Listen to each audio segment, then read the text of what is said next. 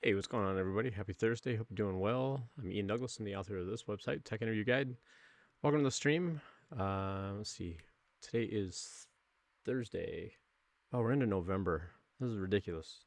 Where does time even go anymore? Hope you're all doing well. Let's see. What's going on? Well, what's going on in the world? So, tons and tons of layoffs going on in the world right now. So, I thought I'd chat about that for a little bit. Um, lots of companies like downsizing and trying to figure out what they're up to, what they're doing these days. Lots of big companies too, not just little companies. Lots of big companies are starting to have more and more layoffs, and it's tough. I mean, I'm not gonna lie, it's a really bad time. And my worry for a lot of job seekers, especially those that come by the channel here looking for help, is they're going to be wondering like, how do I even find a job? Like at this point, how do I even do this anymore? How do I get noticed by a company when there are, tons and tons of other people out there trying to find the same opportunities, applying for the same job? Is there even any hope for me? What do I do? The good news is you can still get jobs. There are still companies that are out there hiring. Yes, it's going to be harder to find them, but they're still out there.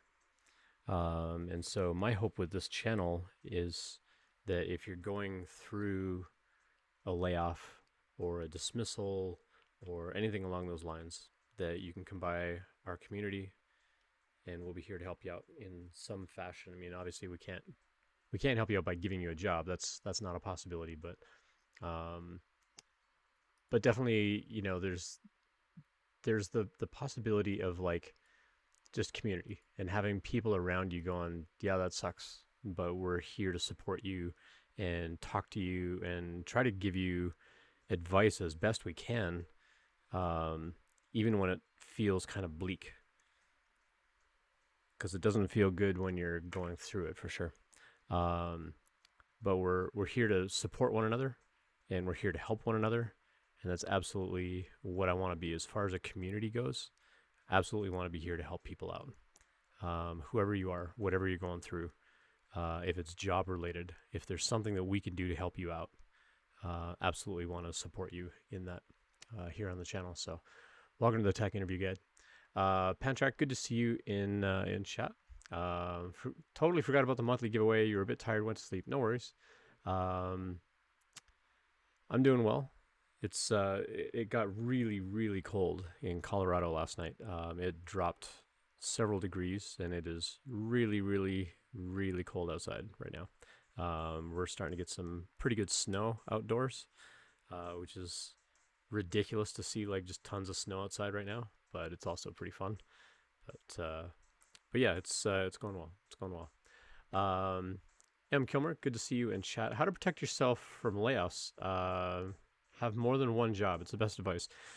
That can be risky, though. I mean, there have been stories in the news of companies that are finding employees who are doing, what we call overemployment, which is where you're purposely trying to get multiple jobs so that you can, kind of get through, what would otherwise be like an economically really bad time.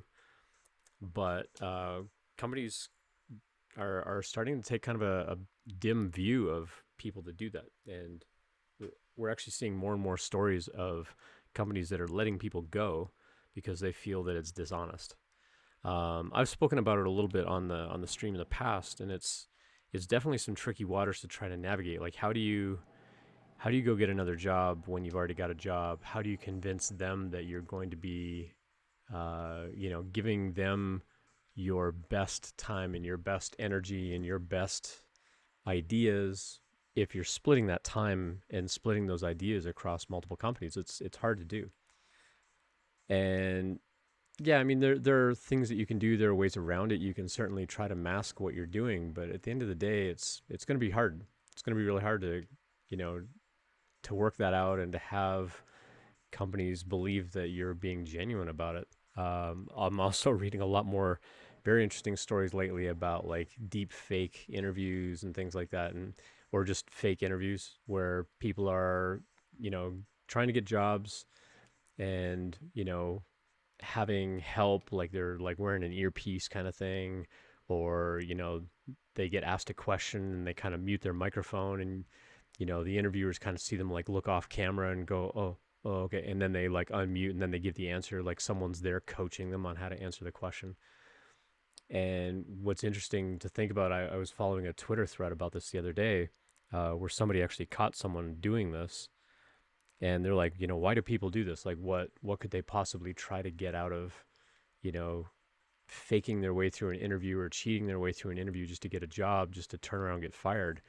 And someone mentioned, like, you know what? If it takes them a couple of weeks to figure that out, and you can get paid for that couple of weeks, like with an American salary, that can be life-changing money for people in some countries. Like even just that 1 month of salary could be like a year's worth of salary or more in several other countries around the world. And so to some people it's worth, making that kind of effort. As a company though, it's horrible to go through as a company because we spend a lot of time, we spend a lot of money trying to find the right candidate. And when we think that someone's going to work out and then they don't work out, it's a huge disappointment to us. And that's where we as hiring managers come back and go, how do we change our hiring practice so that doesn't happen again? Like, how do we change how we screen people? How do we change how we talk to people? How do we change the questions that we ask to try to figure out that that's going on, whether it's a second job, M. Kilmer was saying, or whether it's somebody who's like getting coached on answers to get their way through an interview. I think that the end result is that the tech interview process, which many already find overly complex and overly hard to navigate, is going to get even worse as we see that play out more and more. It'll be interesting to see, sort of what happens over time, but those just a couple of quick thoughts on that. But DMAT, good to see you in chat as well. Having more than one job is an interesting idea, though. Like the idea of telling one employer you're going to give them your 9 to 5 effort, and then doing kind of what they're labeling as quiet quitting, which is just you're doing the bare minimum possible not to get fired, and then having freed up time to then go pursue some other job and potentially double dip on the salaries. It's an interesting sort of proposition, but either way, if like I've seen some people do the overemployment thing in order to overlap jobs because they want to try out a new job, and if it works out okay, then they quit the other job. But that's not without risk, you know. And how do you put that on your resume? Because putting it on a resume that you overlapped these 2 full-time jobs for a month, 2 months, 3 months while you figure that stuff out, people are going to look at that job history and go, how did you pull off 2 full-time jobs over that couple of months? Like, who are you really giving your time and effort to? And it's going to look bad for you down the road, I think, for employers to look at your job history and go, wait, what happened there? And I think it could cause problems later on down the road when other companies are trying to evaluate, whether they should hire you or not. They're going to be looking at that going, are you just going to work here for a couple of months and then leave and then we got to hire all over again? Or are you also like trying to work at some other job while you're like onboarding here and trying to ramp up here? Like, companies want to know that you're going to give them your dedicated time. And I would say if you're in the practice of doing this, my worry for people is that it's going to backfire on you. Not to say it's not working out. I mean, I'm sure it's working out great for some people. I don't think it's a risk I would want to take myself. It's just my position on it. I don't think I would try to do that myself. I barely have enough energy for one job, much less multiple jobs. But plus, I've got streaming, I got 3D printing, I got like all these other things going on. Like, when am I going to have time for another whole job? But at the same time, I get the fascination of, what if I could pull it off for a little while? It is a lot of good money if you can pull it off, if you've got the time and the energy. But I think we're going to start seeing a lot more employers try to screen for that kind of thing and maybe work things into employment contracts. So that brings up another interesting idea. If you do get a job offer from a company, make sure that you read and really pay attention to that work contract and what they're really getting you to sign as far as an employment agreement, because they may have specific language in there about, we expect that we're the only full-time job that you're going to have. Yeah, it'd be interesting. It'd be interesting to see what happens there. But yeah, I mean, a lot of big news, uh, kind of hit the wire yesterday and today with a lot of companies doing layoffs and dismissals and downsizings and things like that. It'll be interesting to see what goes on.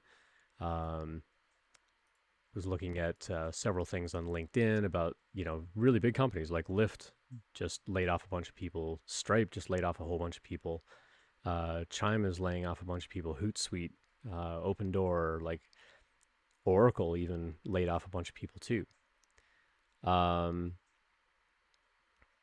and some of these aren't even being publicized. Like some of these aren't really being talked about. Amazon basically froze everything. Apple is pausing everything through what they expect to be late next year, which means unless you have a skill set that's highly desirable to Apple, like it's going to be really hard to get a job at Apple. Like for a year, it's going to be tough for sure. So how do you stand out to these companies? DMAT, no more giveaways, but they're all done. All the giveaways are finished up now. Um, at least until probably January when I start the giveaway thing back over again. But thanks for coming by. Appreciate that. But yeah, we're all done with giveaways. Hey, Whip, good to see you. So like lots and lots of layoffs, lots of things going on, and it can be discouraging to look at a site like layoffs.fyi and go, wow, like 100,000 people have lost their job this year. Like that's a ton of people. What we don't see here is how many of those 100,000 people are still unemployed. Like how many of these people were able to like turn around and within a month get another job? Like how many of these folks, like I would love to see some statistics. How many of these 100,000 people are still looking for work or decided, you know what, forget it, I'm done with tech and just not go back into the tech industry and find something else to do? I'd be interested to see like how many of these 100,000 people that affected. Now, this is also to say like these aren't the only companies that have done layoffs. These are just the only ones that people are actually reporting and like getting into the website here. I'm sure that there are a lot more companies who are downsizing and maybe let like one or two people go.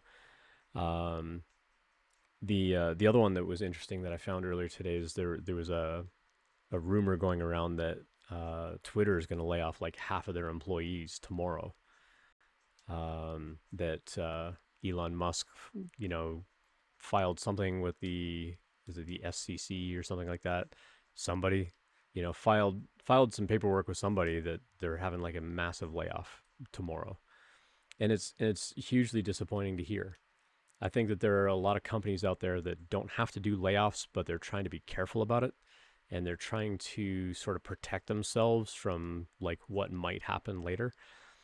And honestly, this is what we do as humans. We see a potential problem and we start to project into the future of like, oh, what if this happens and what if that happens and how am I going to handle this or that?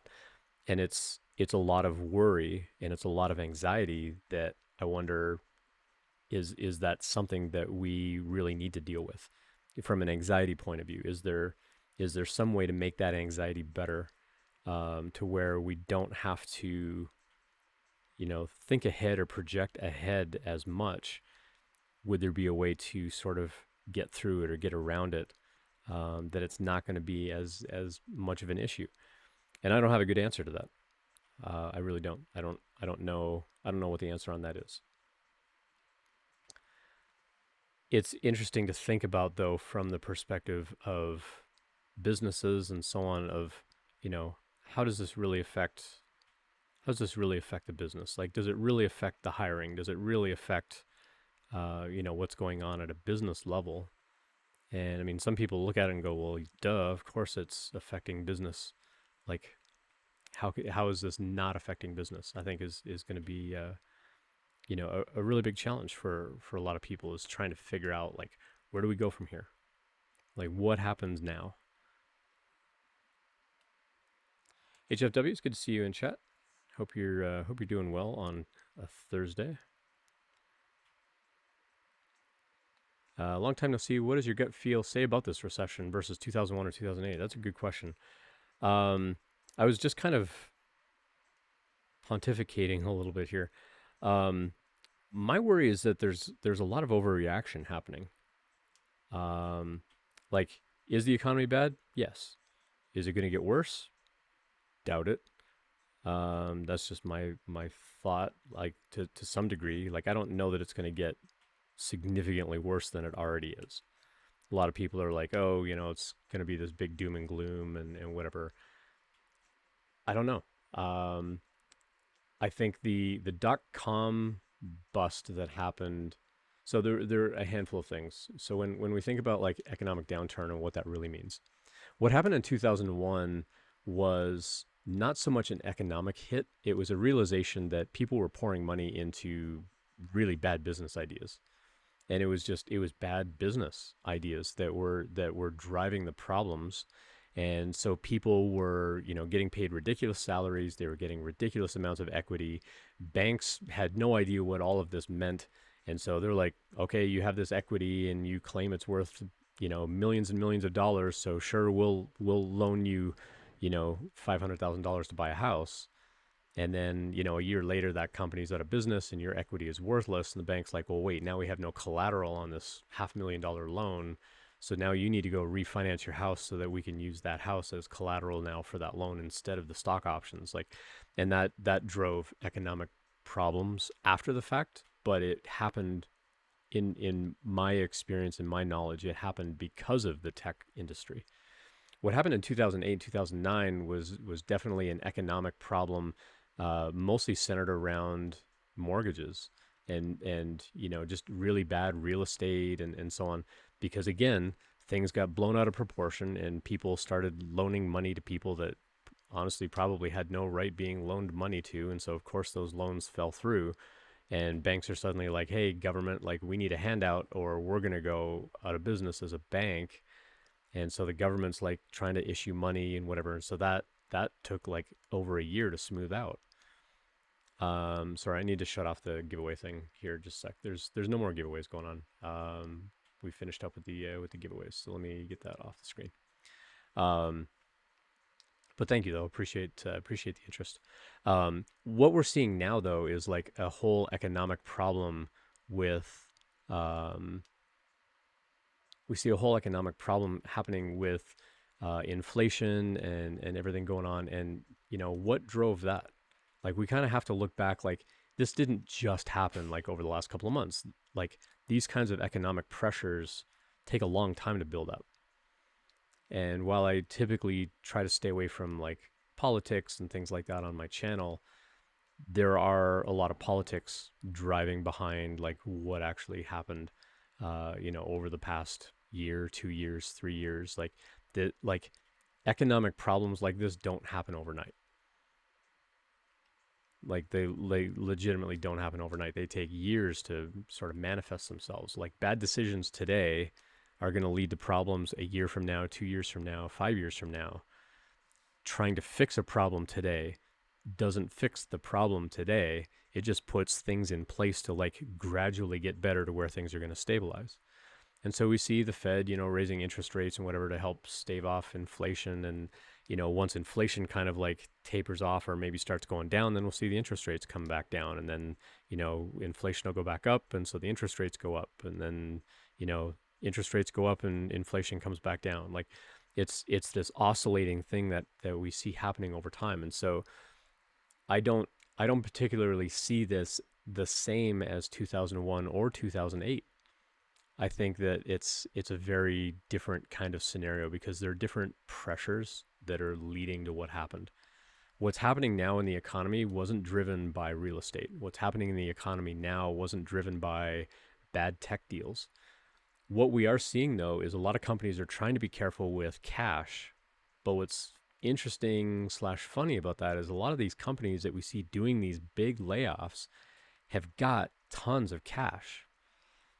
At the same time, they burn a lot of cash. Like salaries by far make up a huge portion of any high-tech company's budget. Like the amount of money that they spend out on payroll and taxes and benefits and whatever, like is ridiculous. And so I get it from the company's perspective. They're trying to be careful with their money because they don't want to, they don't want to lose the money, because they lose the money, they go to business. But if they start laying people off in order to sort of hedge that money a little bit, that works in the short term. But the long term problem that they run into then is we have a shortage of talent. We lose good people. Do they let go the people with the highest salaries because they cost the company the most and potentially take the most knowledge away from the company? Do they dismiss people who are new at the company and just haven't contributed yet, or contributed as much as others? Because that looks bad for a company. Like, hey, I know we just hired you like 3 months ago, but we're gonna lay you off now. That's a bad look for a company. Letting go like leaders and thought leaders and things like that at a company look bad because you end up with what we call brain drain. So there's lots of stuff going on here. Hey, Identity Booth, thanks for the follow. Appreciate that. So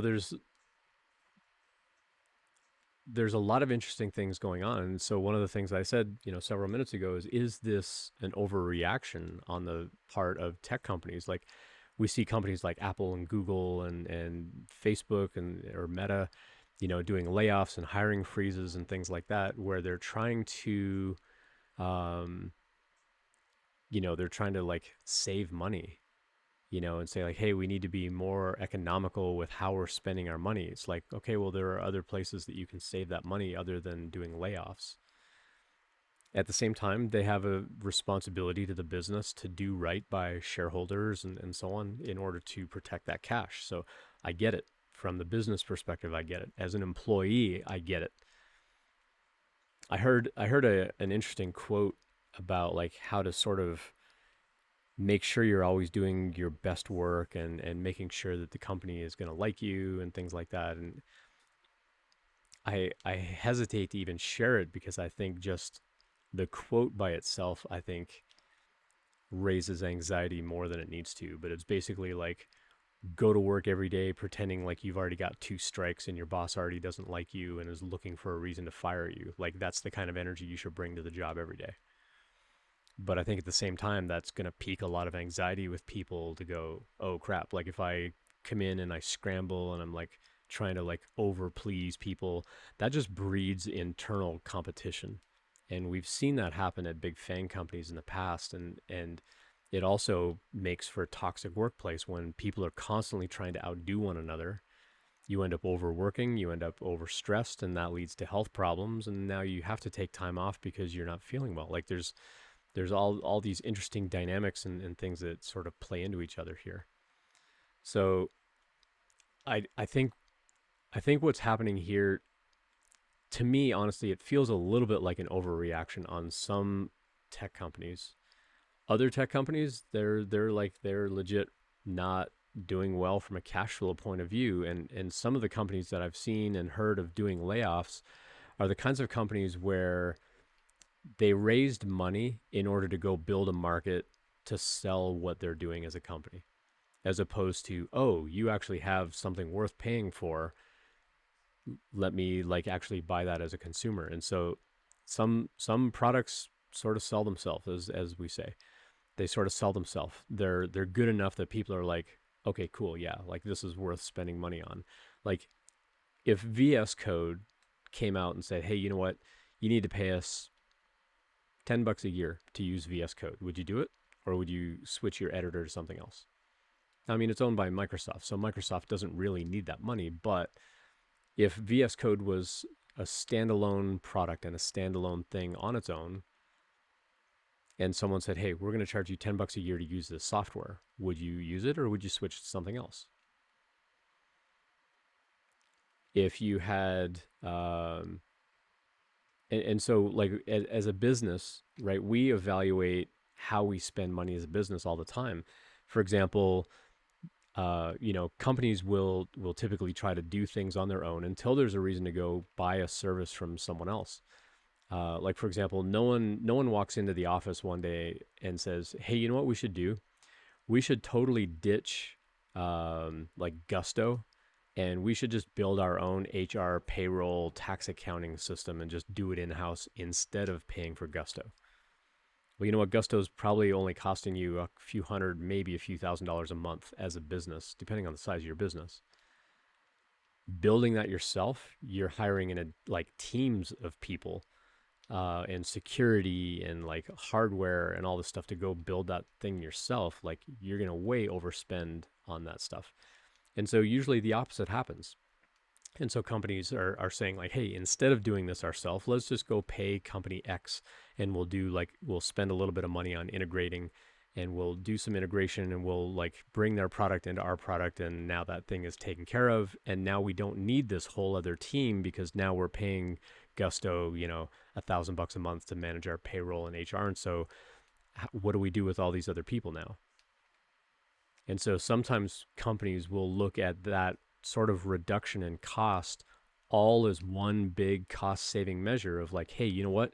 If we integrate with Stripe instead of doing our own like credit card processing, we can get rid of that whole credit card processing team, save all of that money on salary, and we just pay Stripe like 2 or 3% or whatever per transaction. Like over the long run, that's going to be cost effective for us as a business.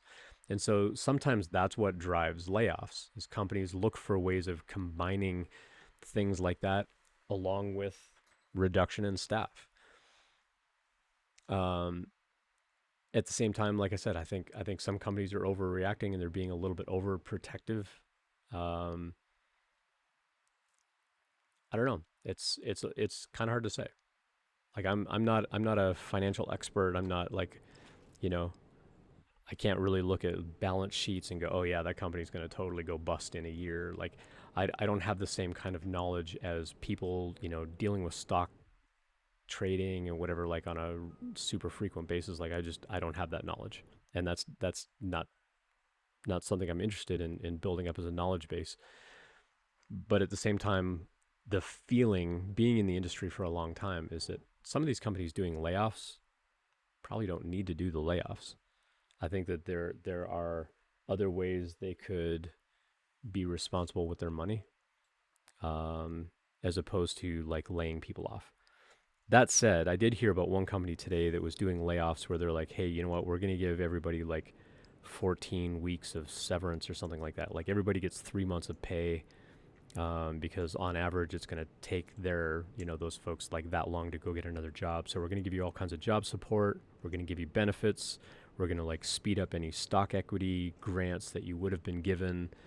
Um, like they really did right by a lot of people with how they announced it, and they went back and they reviewed as a company like, hey, this is what went wrong. This is why it went wrong. And this is what we need to do as a company to kind of correct it and fix it. And a lot of people were really applauding them on Twitter going, this is how you do a layoff. Like as sucky as it is to do layoffs, like this company seemed to sort of do it right because they were treating their staff as human beings and really looking out for the human beings and figuring out like how do we do like job training, how do we help with job placements, how do we use whatever resources we have to help these people find new jobs. And that kind of stuff is admirable. Buy them a Powerball ticket. Yeah, no kidding. I was looking at that today, like $1.5 billion. Like that's just stupid. It was Stripe that did the 14 weeks. I was gonna guess it was Stripe, but I couldn't remember off the top of my head. But yeah, now that I see that, Sam, I think you're right. I think it was Stripe. Um, and it was very humanizing because they see their staff as humans. And what's interesting is I look back on my job hunt from a year ago. Like I started my job hunt like in earnest about a year ago. Um, and I did all those interviews back in January, and I had a lot of job offers out of it. And of the five full time offers and the sixth offer that I had, which was just contract work, the company that's doing that was going to offer me the contract work, they're still around. Um, at least 3 of the companies of the other 5 that I had job offers from, at least 3 of them have done layoffs that probably would have impacted me. 2 of them have not. One was Datadog, and the other one is Postman. Like we're not anticipating doing layoffs. We do have a freeze on hiring right now, but we're not laying people off. Because again, people don't look at a tool like Postman and go, you know what, we could just do that ourselves. It's very cost effective, and I think if you're doing business sort of properly and correctly, I think you can actually help companies save money. And if you're doing things at a low enough cost, you get enough business in that you don't really have to worry about people sort of ditching your solution. But I mean, if we were charging people like $1,000 a seat instead of like $100, a month, if we were charging like thousands of dollars a month or whatever to use our software, then yeah, people would be shutting us down left and right. But even the $100 is for like enterprise level stuff, for like pro plan, stuff like that.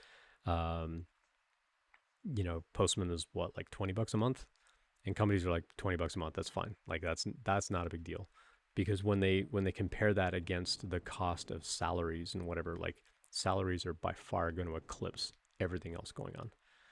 And so it's not worth it for companies to replace a low cost tool when it's going to frustrate their staff and frustrate their employees, and they may have to hire other employees to like help integrate other things. Like that's just not worth it for them.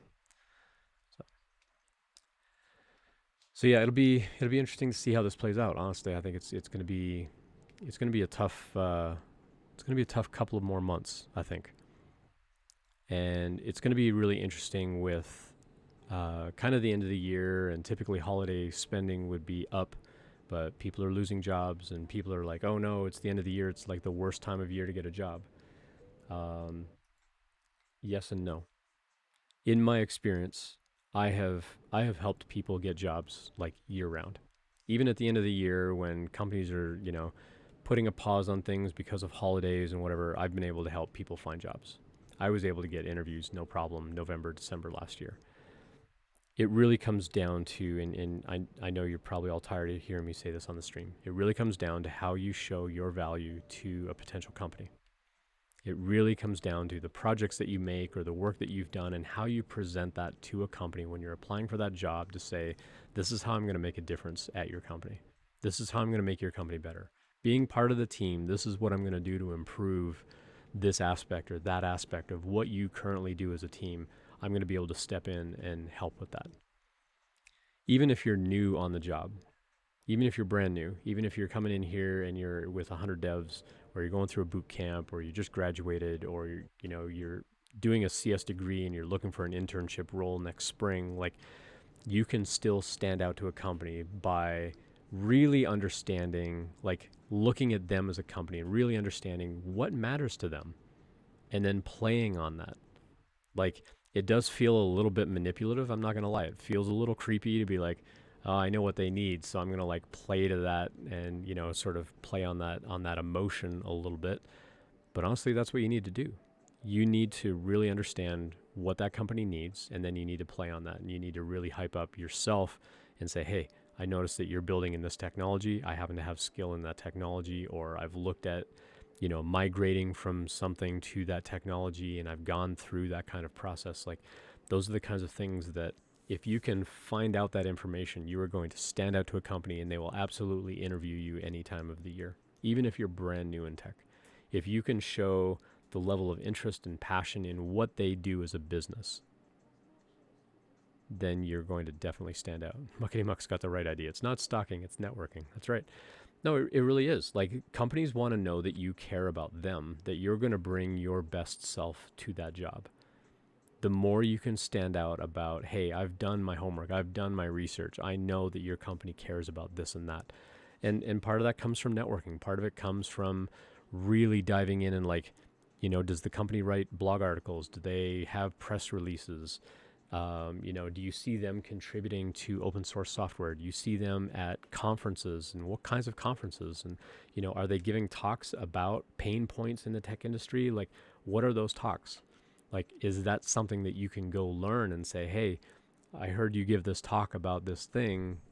I've got a little bit of experience in that, or I've been in an industry similar enough that I can draw on that experience and utilize this as a developer. Like, there's so many ways that you can stand out to a company that it's going to make a difference to them to know that you're not just showing up because, hi, I'm Sam and I have the technical skill that you're looking for. You're like, no, hey, I'm HFW and I know that these are the technologies that you're using and this is where you're going. I've been chatting with people on your team. I know that you're sort of facing this and that, and I've done similar things at a previous job. I'd love to tell you about it. Can we get on the phone and have a chat? Like, it's amazing how much that can make a difference. HFW says, how often have you seen in-depth reference checks during the interview process? My current employer calls every hire's reference for a 1-hour phone call. You're not like, honestly, if they called me and said, I expect a 1-hour phone call to do a reference check, I'm like, I'm going to give you like 10 minutes of my time.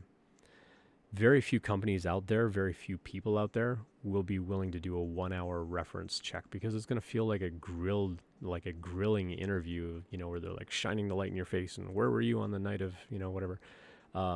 Most people aren't going to put up with that.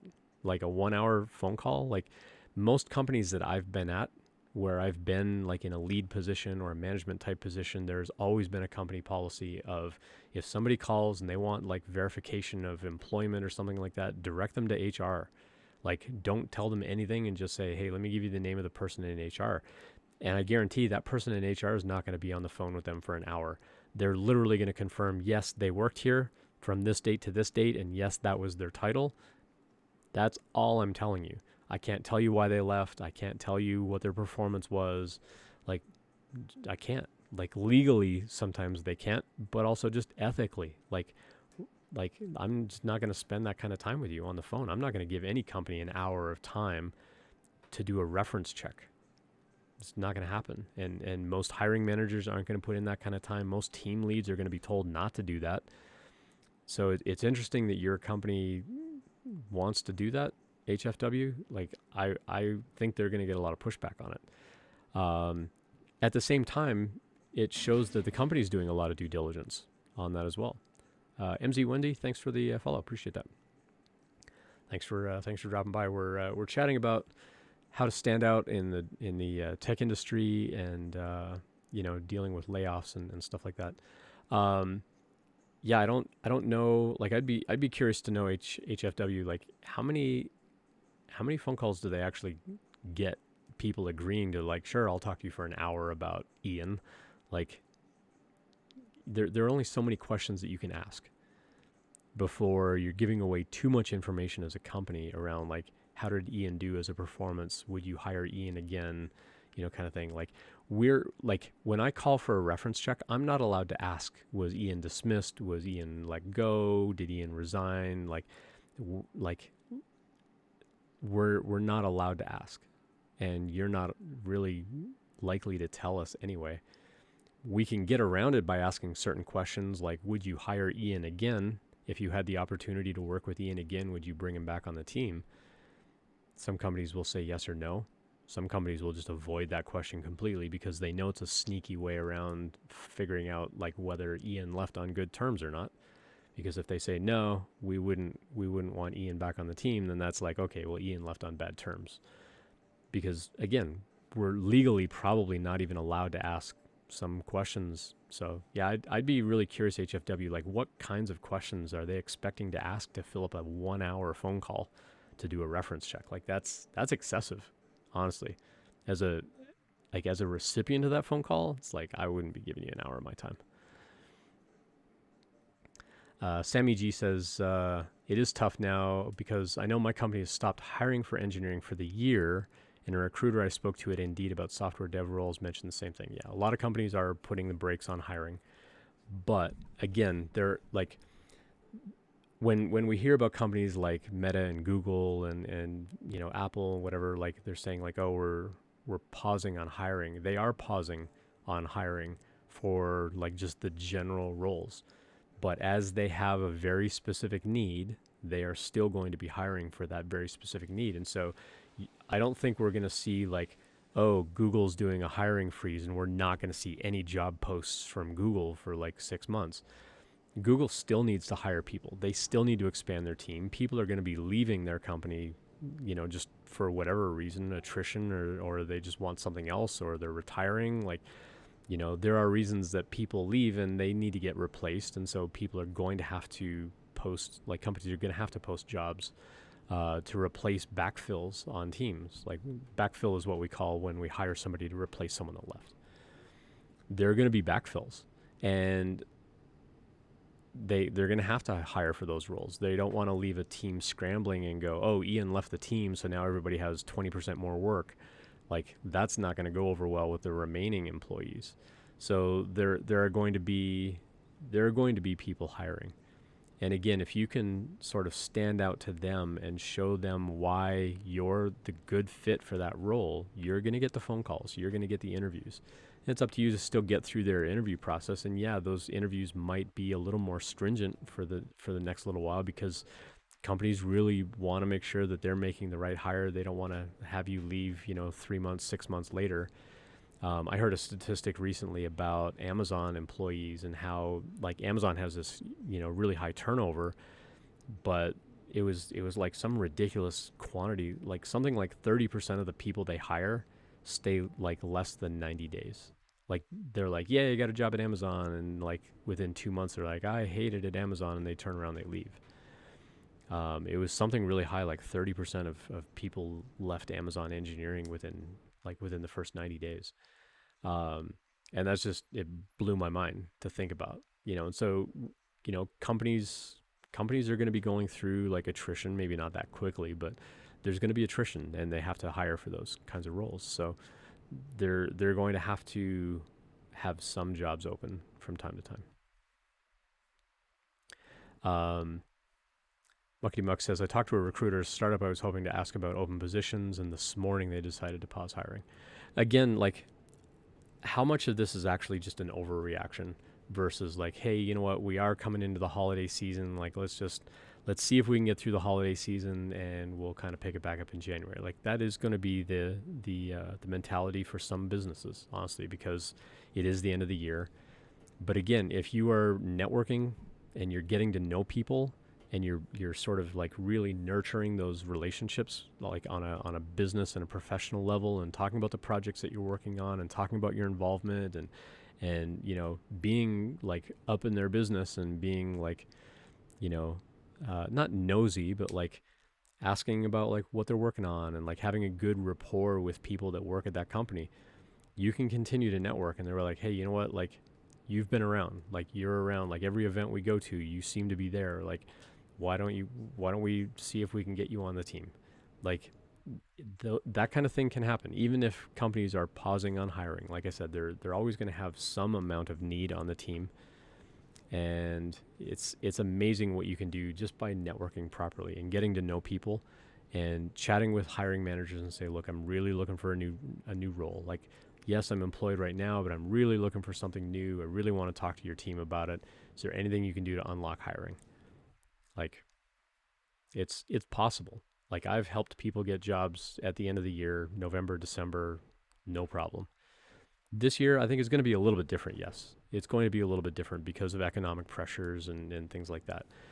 Companies that are doing retail, like Shopify and things like that, I mean, this is their bread and butter time of year. Like, this is where they spend a lot of time, building things up and making sure that things are working properly and so on. Scalability is a big thing. So, I would say like Shopify probably started hiring DevOps and SREs like a month, 2-3 months ago.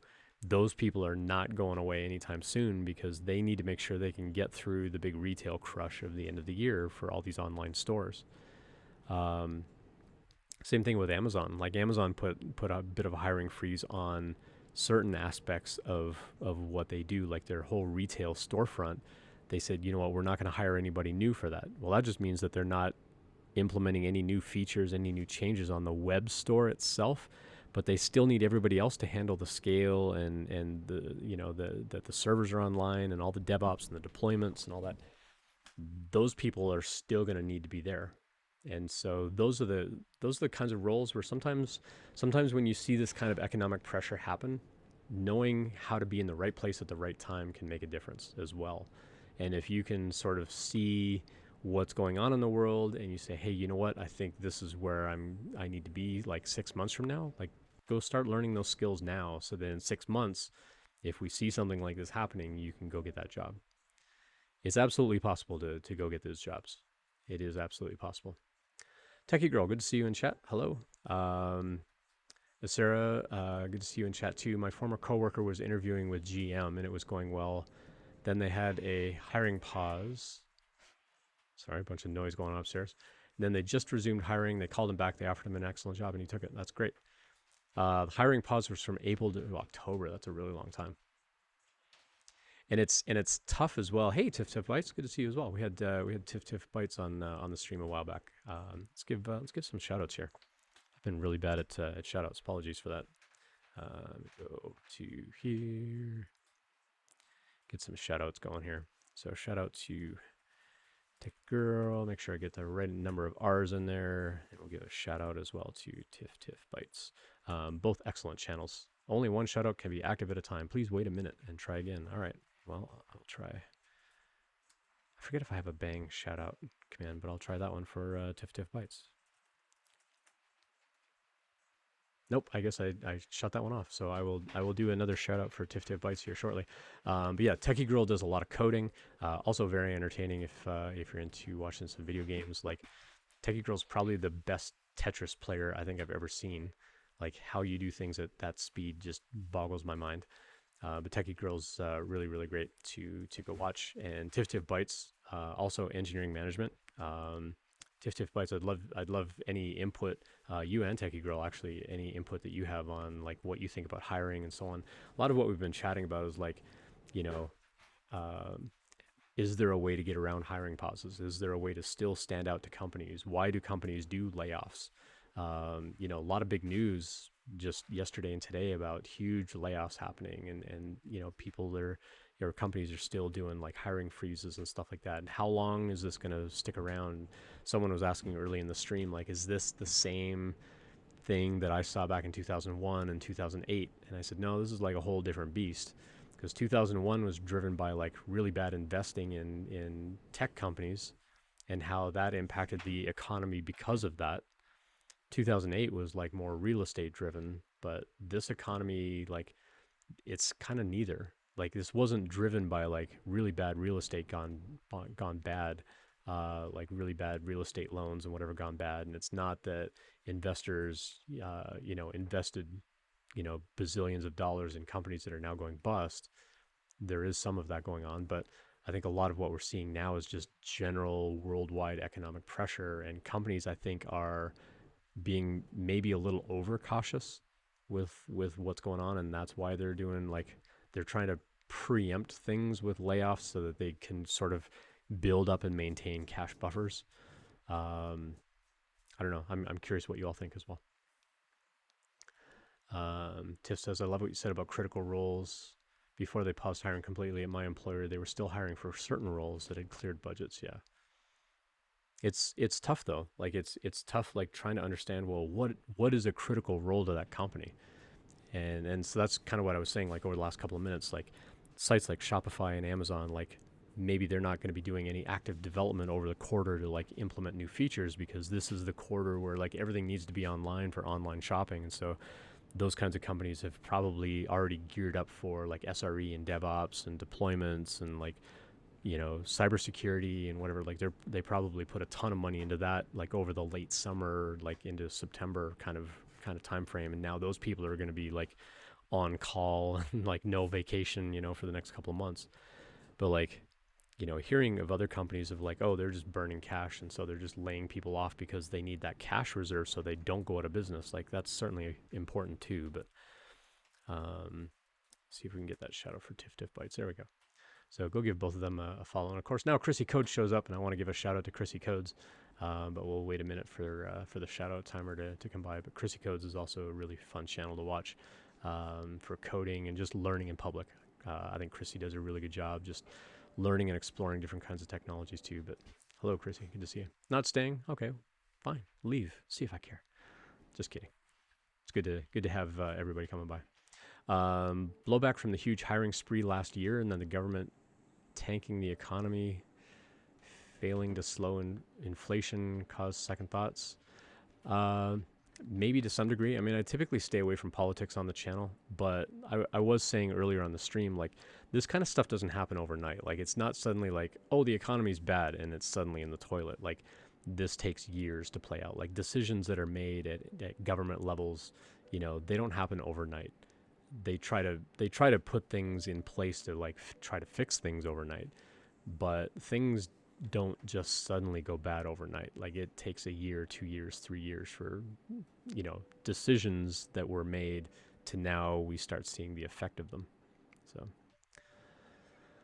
RC, good to see you in chat as well. RC Maniac won one of our or was the recipient of one of our big giveaways. Got a nice big fat Lego gift card to buy like this weird like giraffe masquerading as a UFO kind of robot giraffe kind of thing.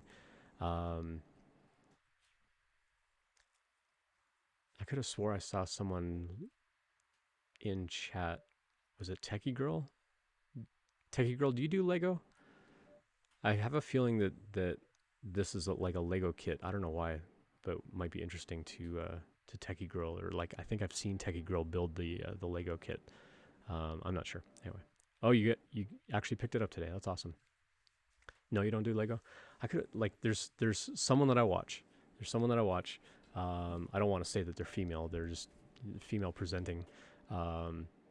That got this like robot giraffe looking thing with like a big UFO for a head or whatever, and it's the Lego kit that RC Maniac wanted to pick out. So yeah, RC Maniac got that, and then Tangible Studio got the big Deadpool bust that I 3D printed, and so that got all packaged up today. It's going to the post office tomorrow, along with everything else. Everything else is all packaged up and ready to go, and so all those things are going out in the mail tomorrow, and super excited about that. It was a lot of fun to do all those giveaways, so appreciate everybody coming by. Literally work across the street from a Lego store. That would be dangerous for me with the Lego store. That would not be a good time. I mean, it would be a good time, but it would not be a good time for my paycheck for sure. But yeah, I forget who it was. I forget who it was. I was watching somebody that normally does programming on Twitch, and they were like, I'm going to do this Lego kit. And it was this weird looking giraffe thing. Anyway. I missed something else in chat. Let me scroll back up here. Andy was saying the number went down today. Fire 50% of our workforce immediately. Andy, do you work at Twitter? Because I saw something on Twitter today that Twitter, like Elon Musk specifically, is looking to lay off like half of the Twitter employees tomorrow. I don't know whether there's truth to it, but there was this big thread going around of like, if it happens, here are all the legalities around it and blah, blah, blah. But no, you don't. But it wouldn't surprise me for Twitter. Yeah, I think a lot of what's happening there is very interesting to watch for sure. Yeah, good times. With a sarcastic tone, because these are not good times. Let's be honest. It's a scary time to be in tech. Like everyone's going to be panicking around like, am I going to lose my job? And I think you need to show up, and you need to do what's expected of you. But knowing that there are tons and tons of layoffs is definitely daunting, especially when you're trying to get into the tech industry. You're going through a program like 100 Devs, or you're going through a code school or a boot camp, and now you're trying to get a job, and you're like, how am I going to compete when like 100,000 other people lost their job this month or this year? We were looking at levels.fyi or layoffs.fyi earlier, and just seeing like, we're getting close to 100,000 people here. But I would love to see some stats on like how many of these 96,000 people like are back in the tech industry and working, and how many of them like left tech and got a job literally doing anything else. How many of these 96,000 people are still unemployed? Like that's what I would be interested in seeing, because it it looks bad to say like, oh yeah, 100,000 people lost their job this year. At the same time, I mean, we've been saying for a long time, like, hey, you know what? There are more jobs than there are people to fill the jobs. But when people apply for the jobs, they're like, if there are more jobs, then why can't I just like apply and get a job? It's because companies are picky. They want the best that they possibly can, and companies are just sometimes too picky. They come up with these really unrealistic job posts and whatever. I've had a lot of fun roasting those lately, but it's going to be really interesting to see how this plays out, especially over the final quarter of the year with retail and with sales and like projections and things like that. Like I said, I don't spend a lot of time reading like stock industry news, but like seeing a lot of headlines just this morning on like Twilio's not doing good from a financial point of view, and this company's not doing well, and they projected lower earnings over blah, blah, blah. It's like, okay, well, does that mean they're going to have layoffs? Should people start bracing for that? Like if you're at a company where you're starting to feel that pinch, like how do you start preparing yourself to get ready if you are on the verge of losing your job? One thing I would say is like start documenting everything that you do, because if you lose your job, you're going to lose access to GitHub and you're going to lose access to Google Drive and like whatever tools your company uses. So start making notes now of projects that you've been involved in, the contributions that you've made. Talk to other people on the team and start to get kind of those impact statements that we talk about with the resume reviews of how can I talk about the impact that I had at that job? How can I talk about, hey, I did this thing and it made it 20% faster, or I implemented this code and, it could handle like 30% more load, afterwards. Like, how do I get those kinds of numbers? Like, talk to people on your team now and start figuring those things out. Start getting into profilers and benchmarking and whatever, and say like, hey, can we like bring up a machine and like just do some testing so I can get those numbers, so that if I do need to make a resume, that I can put this kind of stuff on the resume. Start talking to your team. I guarantee your team is also thinking about these things too. And not to say like, hey, let's do it all hush hush behind the manager's back. But at the same time, you don't know what's going to happen from a company point of view, and you need to be prepared. And while I don't wish it on anybody here in chat or anybody watching this later on YouTube, I honestly have no wish for any of you to lose your jobs. But if you lose your job, you're going to lose access to all this information. So start getting that information now. Like whenever you get involved in a project, take early benchmarks. And when you implement something and it improves something, run another benchmark. Write down those numbers.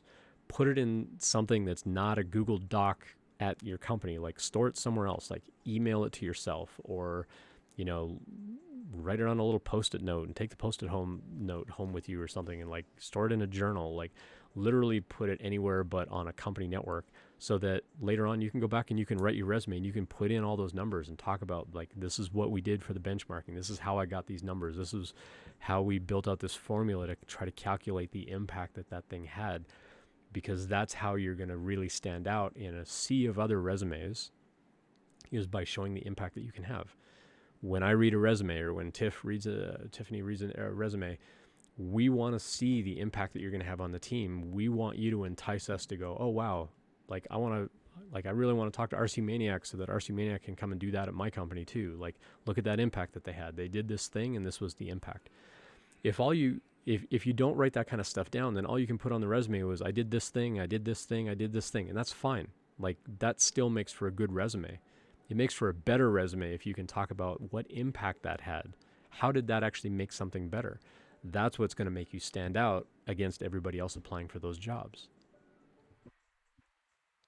So as much as you can, like, try to get those numbers like while you're still at the company. And like I said, I really hope none of you lose your job over the next couple of months. But like do what you can to try to get that information now. Let me scroll back up in chat. I know I missed a bunch of other stuff here.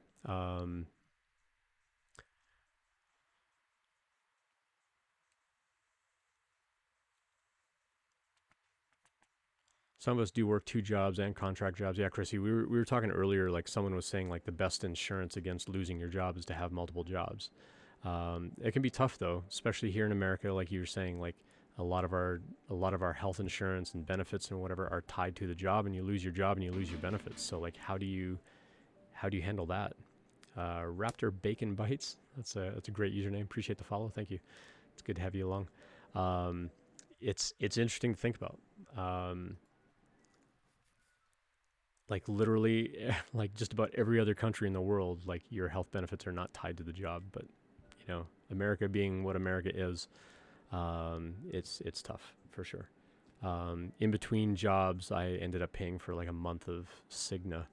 Ended up paying for 2 months of Cigna insurance, and it's ridiculously expensive to pay for that. Like for a family plan, it was stupid. It was like $1,500 for like barely any coverage per month.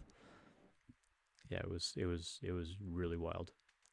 What else did I miss? Juggling Biohazard says this trend with layoffs has me worried applying for jobs, but I don't imagine being ready until maybe Q2 anyway. I mean, that's a personal choice too, but I think the more you can still network with people and network with companies, I think the better. Keep that networking going. Even if you're not looking for a job until Q2, or you don't expect to look for a job until Q2, like you can still network now. Don't wait until Q2 to apply for the job and go, oh, I should probably like have some conversations with that company. Start those conversations now. Like even if that conversation is only like every 2, 3, 4 weeks, get that conversation going now. Don't wait until Q2. Don't wait until next spring when you actually want to apply for the job to get to know the people at that job. Start chatting with them now. And yeah, if they get laid off, then they're not going to be there anymore either. But the fact that you're still building up that knowledge of what that company is up to, what they're working on, the kinds of tech tools that they use, the tech stacks that they use, like all of those are going to make a difference when you reach out to them and say like, hey, you know what? I know that your company is involved in this and that. Here's my experience. Here's what I'm learning to sort of be up to speed on those things as well, because I want to come in and work at a job there. It'll really stand out for sure. Chrissy Codes asked, have you had to make a lot of layoffs? How's Postman doing? Postman's been fine. We haven't had layoffs.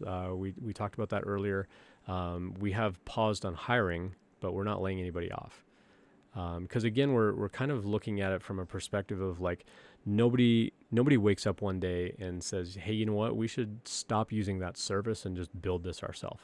I mean, a lot of times they're paying for the service because it's cheaper, like far, far cheaper than building it themselves. And the example I like to go to is like, hey, let's stop paying for Gusto and let's just do all that payroll stuff ourselves. Let's just write all of our own software to do that payroll ourselves. Like nobody says that. People are like, why are we doing this ourselves? Why don't we pay for something like Gusto?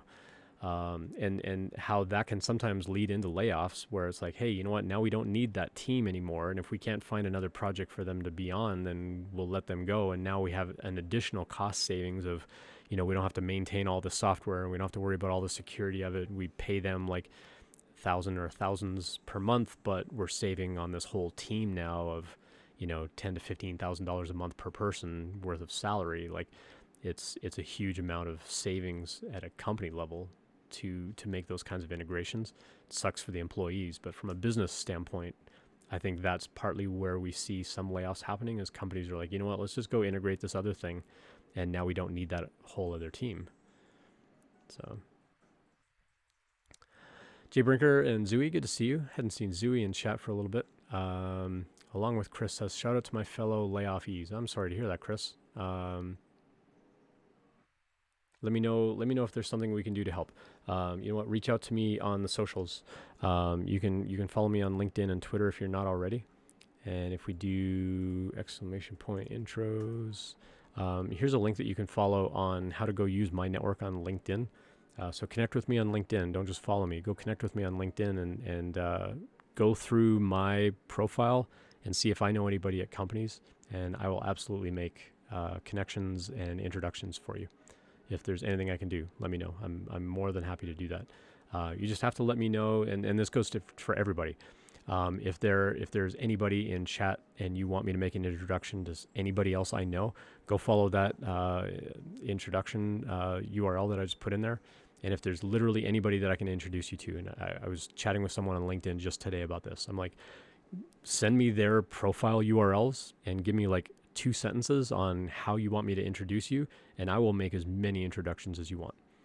So absolutely, please take me up on that. I make that offer all the time, and I maybe get like 2 people asking per month, like, hey, can you introduce me to somebody? Just send me their profile, and say, hey, Ian, I see that you know this Zooey person. Like, can you make an introduction? Absolutely, I'll make an introduction. Just let me know what you want me to say to them, aside from like, hey, Andy GMB hangs out on my live stream from time to time. Like, tell me how you want that introduction to be, and I will make as many introductions as you want. Please take me up on it. Happy to do that. And you can use that introduction URL that I pasted. You can use that for anybody in your network. Like, you can literally go through, like, you click on, if you follow, say, Chrissy Codes, go click on Chrissy's profile, click on her connections, and then from there you can search, does Chrissy know anybody at this company?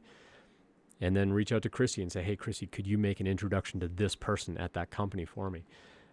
Like, that's how you grow your network, and that's how you start building those relationships. And it's sort of this implied trust when you go through someone else, as opposed to just a cold email or a cold invite to somebody that you don't know and they don't know you. To have somebody introduce you and say, hey, can you introduce me to that person? It makes a big difference. I ignore messages like that from strangers. I mean, I do too to some degree, but I think I put myself out there so much that, I'll pretty much just accept any connection that comes in, especially if you leave a note and say like, hey, I came by your live stream, and this is how I know you. Like, if it's just a blind connection, it's like, I might look through your profile a little bit to see if I want to make a connection. But if you leave me a note and be like, I follow you on Twitter, or I watch some of your videos, or I came by your live stream, I will absolutely connect with you. So by all means, flatter me in a in a message.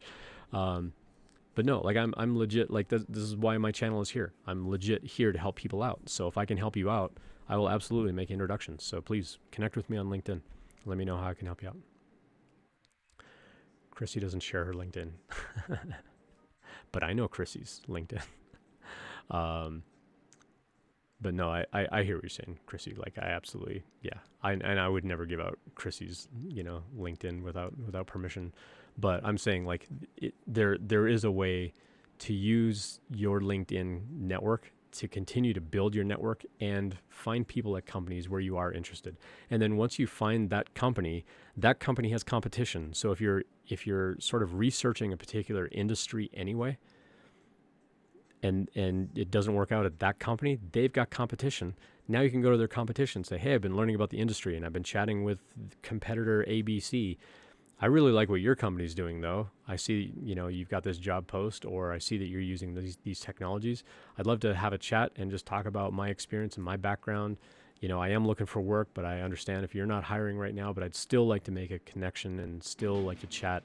And, like, you can start making that introduction, start getting to know them now. So what Juggling Biohazard was saying is like, I'm not even going to apply until Q2. Well, don't wait until Q2 to talk to the companies. Start talking to them now. The sooner you start talking to them now, the better a candidate you'll be later on, because you can have all this insider kind of information about what they care about and what they're working on and what they do, because you're getting to know people at the company. So start networking now. Like, now is the time to start networking. Don't wait. Don't put it off.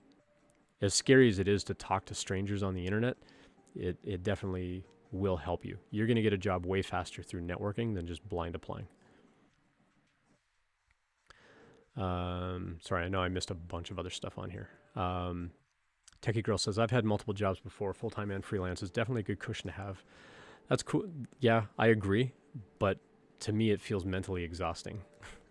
to try to do that, and streaming and the 3D printing and family, like all the stuff that I've got going on. Like, it would be exhausting for me to like try to do that. But no, I get where you're coming from, and it does give a nice buffer for sure. It's nice to have some kind of emergency savings for sure, that if something does happen and you get laid off and you have like a couple of months of money in the bank to pay bills, like that's a nice thing to have. But I get with the economy right now and inflation, like that's a hard thing to have as an expectation too.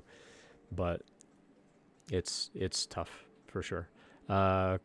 Climatic Vision. Thanks for the follow. Appreciate it. I'm going to hydrate here for a minute.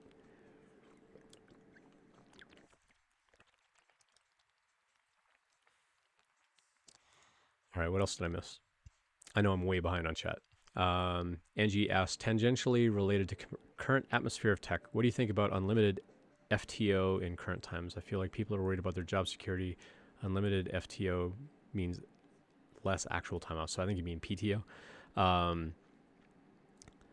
Flexible time off. So, I mean, I've worked at companies where as a manager, I said, hey, unlimited time off. You just have to, you kind of have to clear it with me.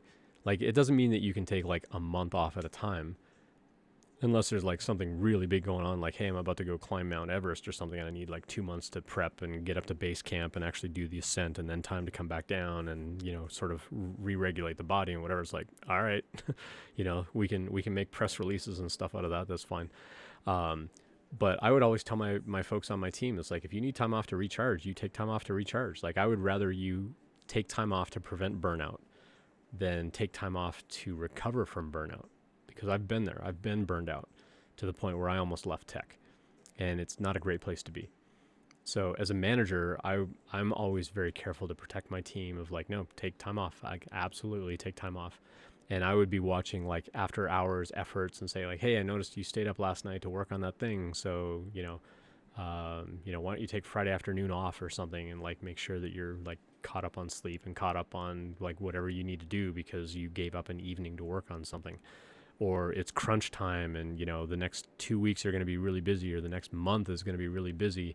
I would always make sure like, hey, that next month, like, we're going to do like rotating PTO, like, you're going to get time off. Like, it's just, that's how we roll as a team. We're going to take care of each other. We're going to cover for each other, because I want to take care of my team. As a company, I had full backing from like upper management to do that kind of stuff. Like, I was given a lot of flexibility for like however I wanted to like work with my team, as long as work was getting done. So that was my responsibility, just making sure that stuff is getting done. And so I would do what I could to take care of the team to make that happen.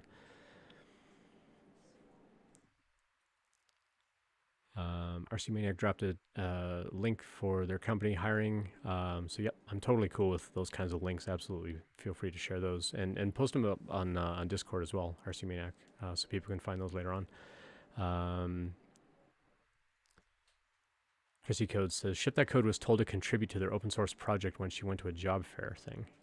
I mean, contributing to open source is a good way to kind of deal with what we call discoverability, where the discoverability is like, how do people know you? How are they finding you is part of it, but also like, what kind of name are you making for yourself? Like, are you putting yourself out there as someone who's willing to contribute on projects and things like that? And some people are like, it's open source, it's free labor, and whatever, I want to get paid for my time. I think that there's a time and a place to get paid for your time. There's a time and place to volunteer for things. And there's definitely a balance to strike in there. I think if you're new in the industry and you're trying to find a job, it's an even harder balance, because I talk to a lot of people that are like, I'm just going to give my time away for free just to like build up the projects and whatever. And I get that. I get the motivation behind it. Like, you want the projects and you want the exposure and you want people to get to know your name and so on. And I think that's important. I also think it's important that you do get something for your time, preferably payment for your time, especially if you're contributing to things. If you're volunteering for a nonprofit, get like a tax receipt on how many hours you spent, and you can reclaim that on your taxes in the United States, as well as in Canada, for investing your time in a nonprofit organization. Sometimes, as like at a similar amount as if you were getting paid, like saying I donated, $1,000 worth of time, to go build a project for them. So look into that. There's no reason that you can't get like a tax write-off of some kind in your taxes to account for those kinds of things. But I get that there's this whole notion of like, oh, just work for free and build up the experience. It's like, yes, but I think that there are also things that you can do to like raise money for yourself and like get paid for your skills and so on. Because for me, like that, like getting paid to do something for me feels more like professional experience, as opposed to, oh yeah, volunteer, or just I worked on this project just because. Today I learned about that tax receipt thing. Yep.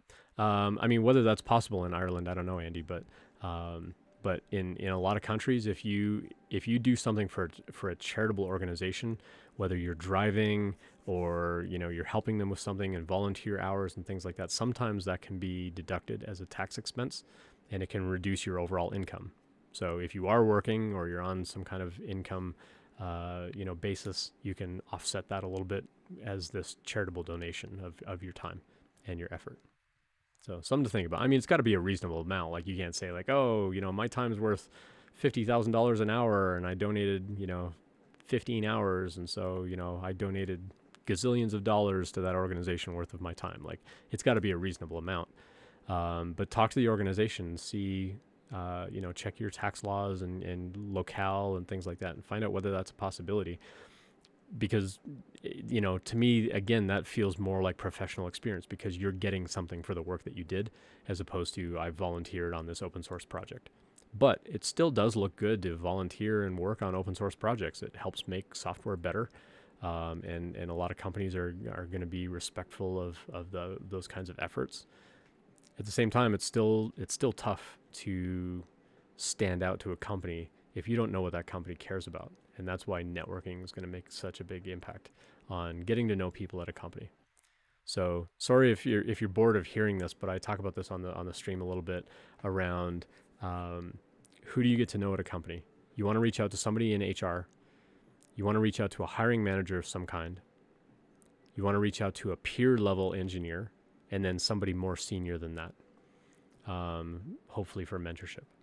Now, if you can't find a peer level, like if you're an entry level and you try to find another entry level and you can't, see if you can just like go through the employee list on LinkedIn and just try to find somebody who's been there like a month or two and talk to them about what their onboarding experience was like. Because that's really what you want to know from them.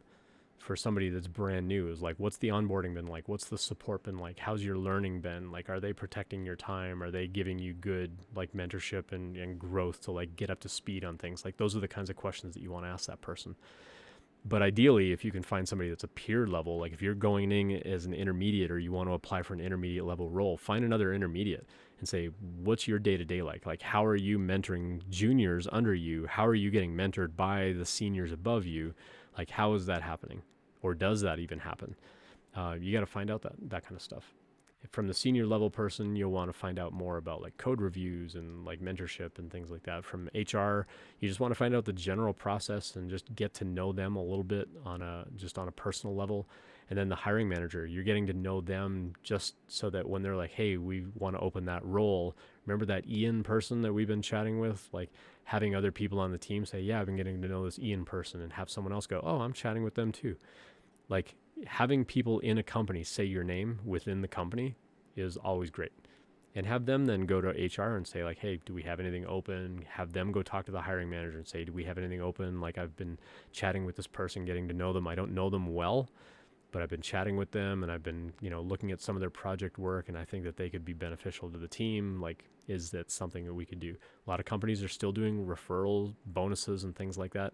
So definitely want to get in on, especially on the referral bonuses and stuff like that. Like get to know people and then ask if they can submit you as a referral. Let's see.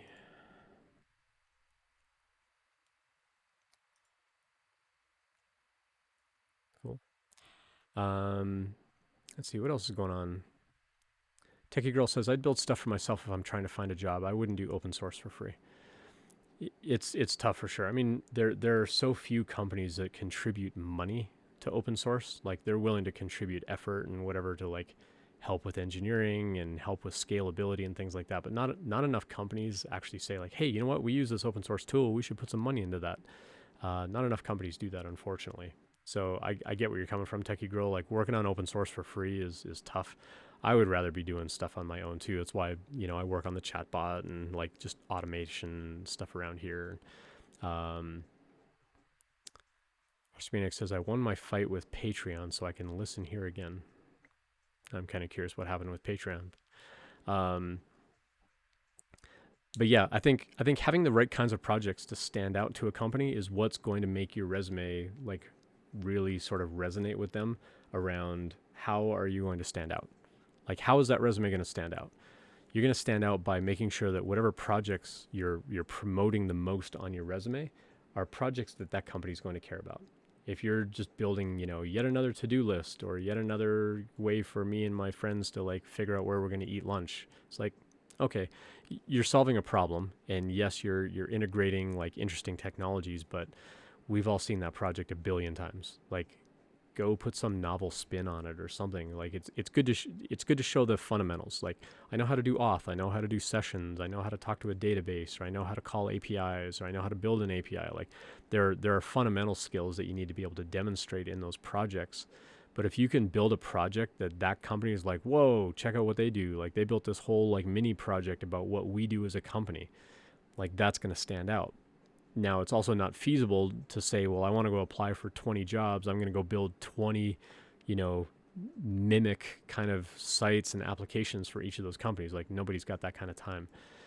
But I think that you can do it in a generic enough way where, like I was saying, if you try to apply at a company and that doesn't work out, they've got competition. So, for example, I kind of fall back on SendGrid a lot.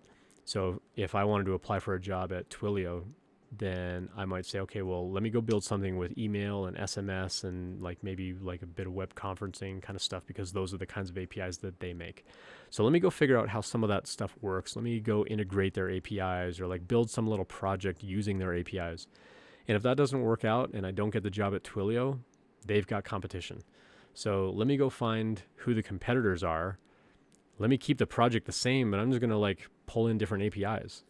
Go move that API code into like a module and say, if I'm integrating SendGrid, use this. If I'm integrating MailChimp, use this. If I'm integrating, you know, Twilio SMS for this, or, you know, can I swap that out for Amazon? Can I swap it out for InfoBip? Like, who can I swap this piece out for? You know, I'm integrating like WebRTC for like audio and video using Twilio. Let me swap that out for Wowza. You know, now you can go apply at any of those other companies and say like, hey, check out this project that I built. I was using this other API, but I can like easily swap in this other API. Like, you know, let me walk you through this project and how I built it and how I was able to sort of modularize this thing so I can swap which service I use. So if one service goes down, I can like roll over and use the other one instead. Like you can build those kinds of things into your project. Yes, it takes time, but now you're building one project as opposed to building 20 projects. And then you can kind of shop that project around to other companies. Another piece of advice I've given on the stream over the last month or two is if a company, like if you apply for a job at a company and a company's like, hey, we want you to build this take-home assignment, give them one of your projects instead and say, is there anything about this project that matches what you're looking for? Because I've already built this. Like, it's not that I don't want to do it, but, you know, I want to get through the process as quickly as possible. Is there anything in here that you can evaluate that matches what you're looking for? Or is there a particular feature about this that I could go build into this other project that I've already got going?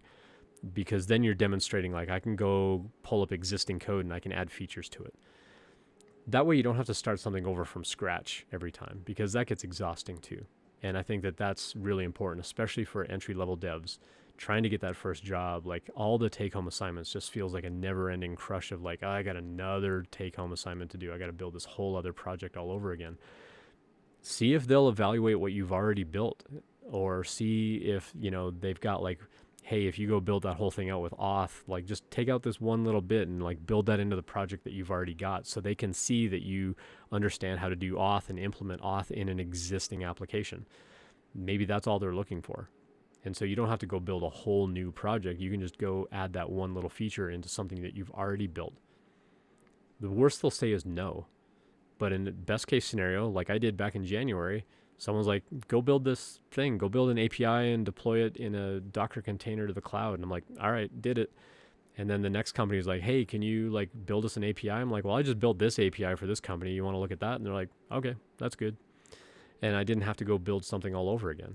So utilize what you've already written. Don't go rewrite stuff all over the time, like all the time.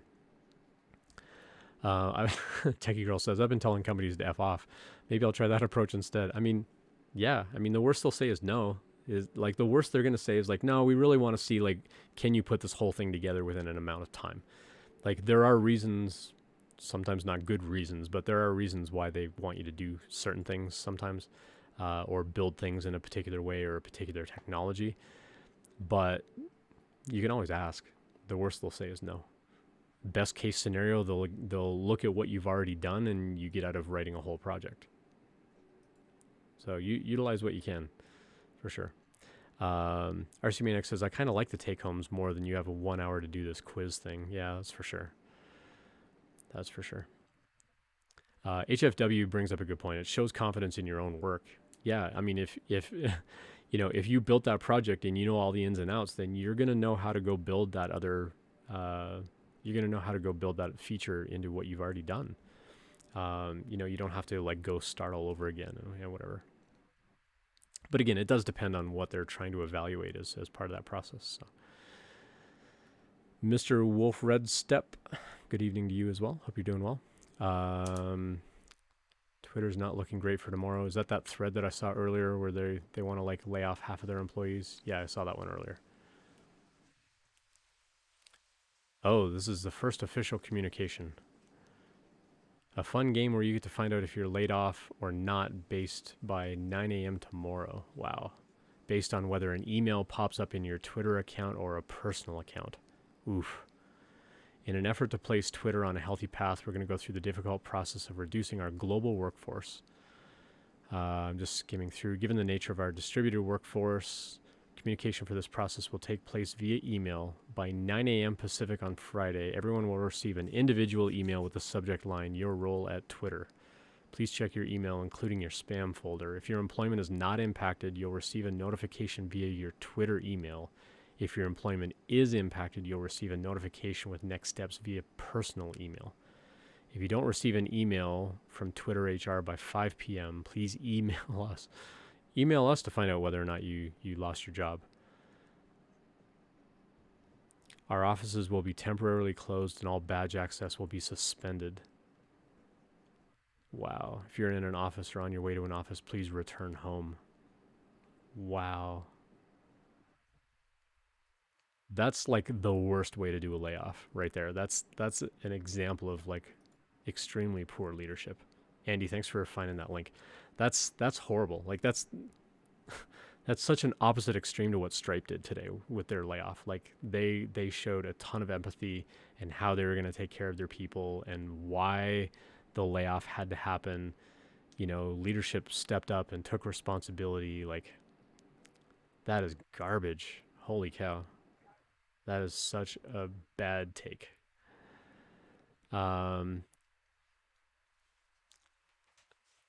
Take a Girl says, I'm the opposite. A take home would literally take 5 hours or more. 1 hour of stress is better than 5 hours I don't have. Yeah, for sure. Especially if you're already working like multiple jobs or you've got multiple responsibilities. It's hard to find time to do take home assignments.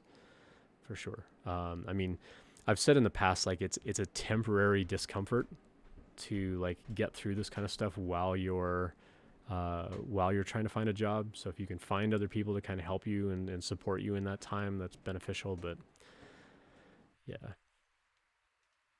RC says, this is exactly how I expect Elon to do things. He wants a social media toy. Yeah, that is such a bad take. He demanded everyone into an office with the goal of getting people to quit. Yeah, that wouldn't surprise me. Wow. That like turned my stomach reading that message.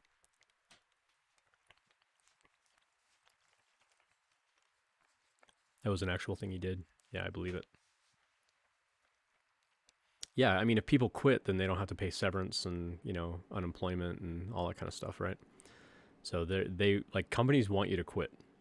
So if you think you're going to lose your job, like stick it out. Wait to get fired. Wait to get dismissed because then at least you get the severance and whatever.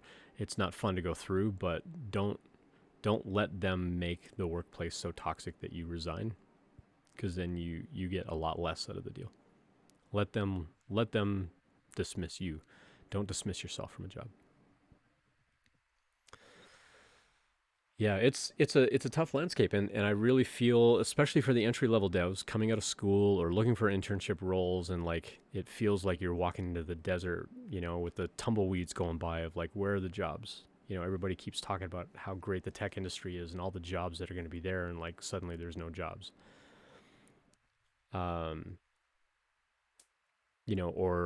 even to the point, I was chatting with somebody recently where they're like, I got a job offer. I'm like, yeah, you got a job offer. And they're like, yeah, I'm not doing anything. Like, I'm not announcing it. I'm not talking about it. I'm not even stopping my other interviews until my first day at the office, like literally walking into the office and like signing paperwork. Then I'm going to like finish everything else. It's like, yeah, because it also stinks when you hear about like, oh yeah, we're still hiring, and then they pull job offers or they, rescind offers at the last moment.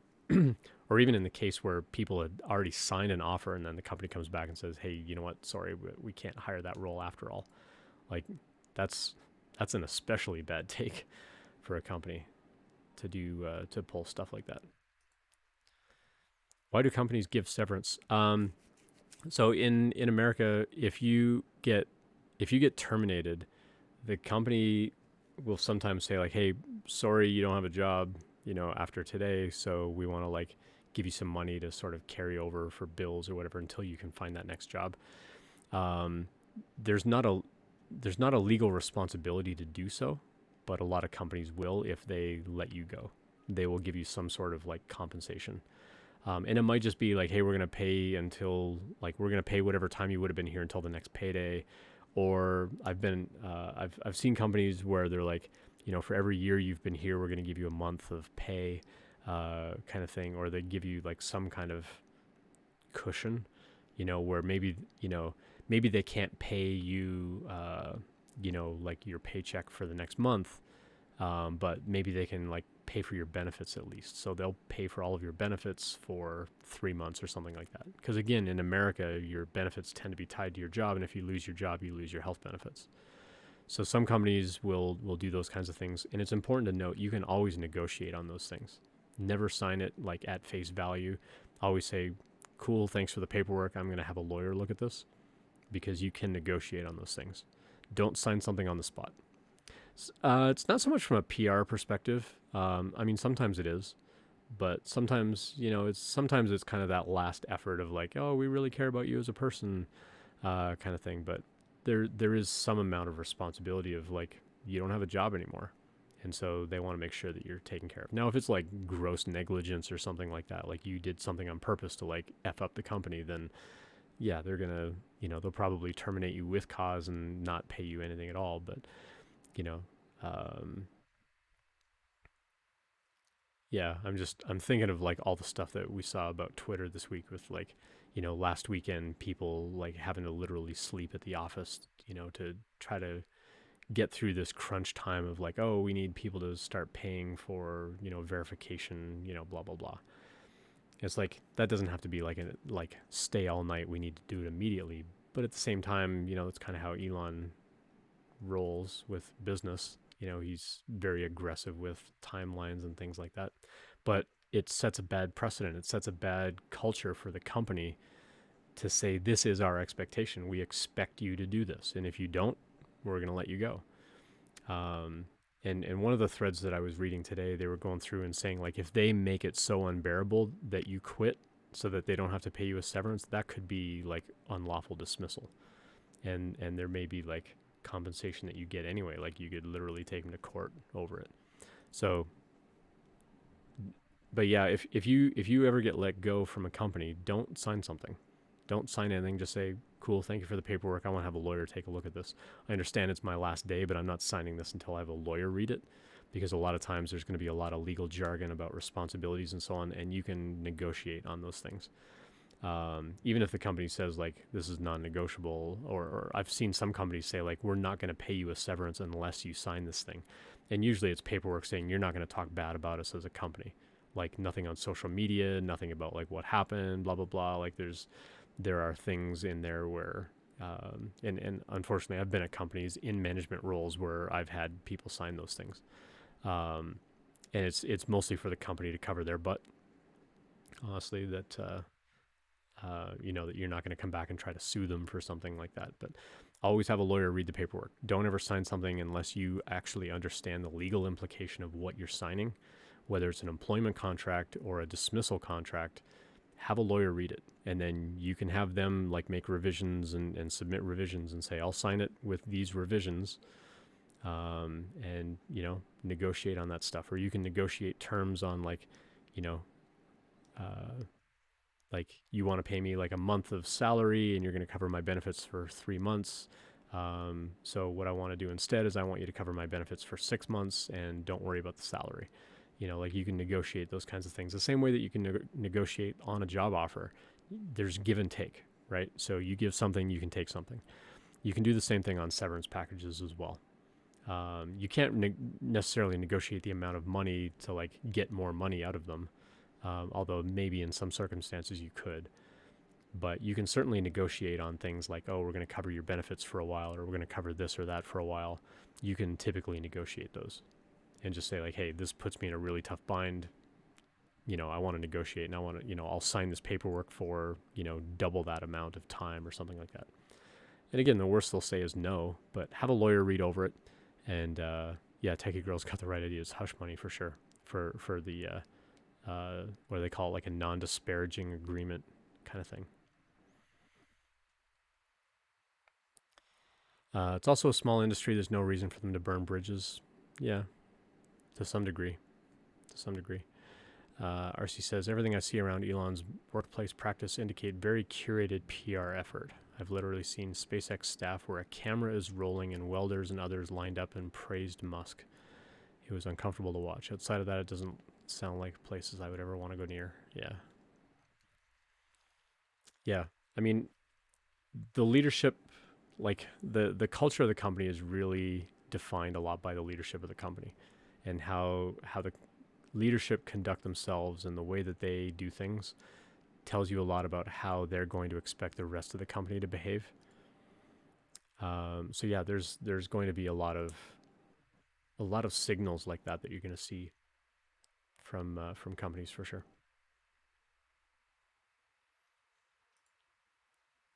Yeah, it's disappointing. Like I'm curious whether the Twitter layoff is really going to be like 50%, like we saw in a thread earlier today. I should go try and find it. The reason I want to find it is because there was a lot of good information in there about like the legalities of things.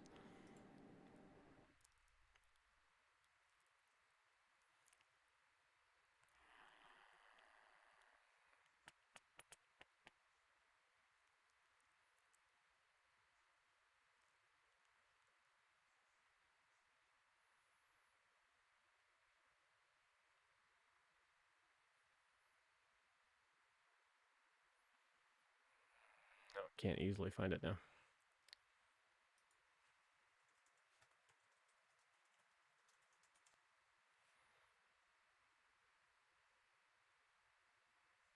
I mean, a lot of people are tweeting about the thing that just came out. Twitter confirms there will be layoffs. But somebody had like a whole thread on it today, and it was really interesting just to read through like, if this happened, then there's this law in place, and if that happens, then there's this or that. Like, there's interesting things about like the legalities of things. Because right now people are speculating about like, oh, they're gonna like let half of the company go, but I haven't, like, there was nothing in that message indicating like, yeah, half of you are losing your job. But it's a really lousy way of like, oh, if you get an email at your primary work email account, then you're good. It's like, well, if you're getting fired in the morning, are you even going to have access to that email? Which I guess is why they're emailing it to your personal email if you're losing your job. But what a lousy way to do business. Such a bad take for sure. I don't think I'm going to be able to quickly find that thread. If I find it, I'll post it in Discord later. I thought I had liked it to to do that. I sometimes use likes on Twitter to kind of like as a bookmark system, but I guess I didn't like that one thread. Anyway, um, Andy says, I wonder how often in cases where they don't get rid of employee admin access immediately do employees actually do anything bad. Very rarely, because there's going to be legal implications. Like, even as an employee, if you do something like you sort of sabotage a system or something like that, like there's jail time involved. Like there's definitely going to be retribution and you know legal action taken for stuff like that.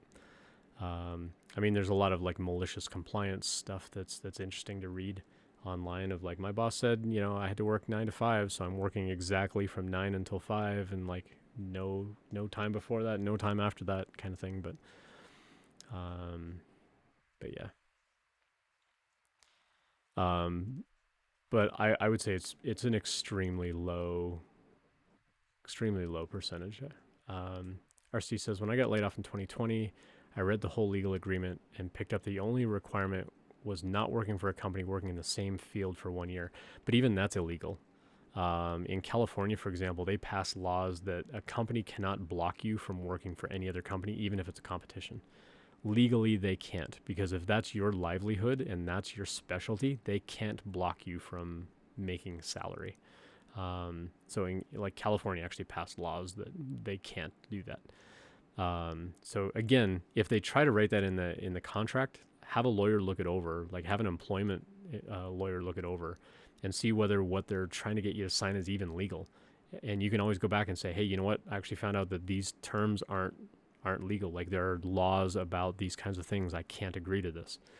Or you can sign it and say that like because there are laws like that doesn't apply, but it's better to actually sort of address it before you sign it and say, hey, this has to be taken out of the agreement. Like I'm not going to sign this because there are laws against this.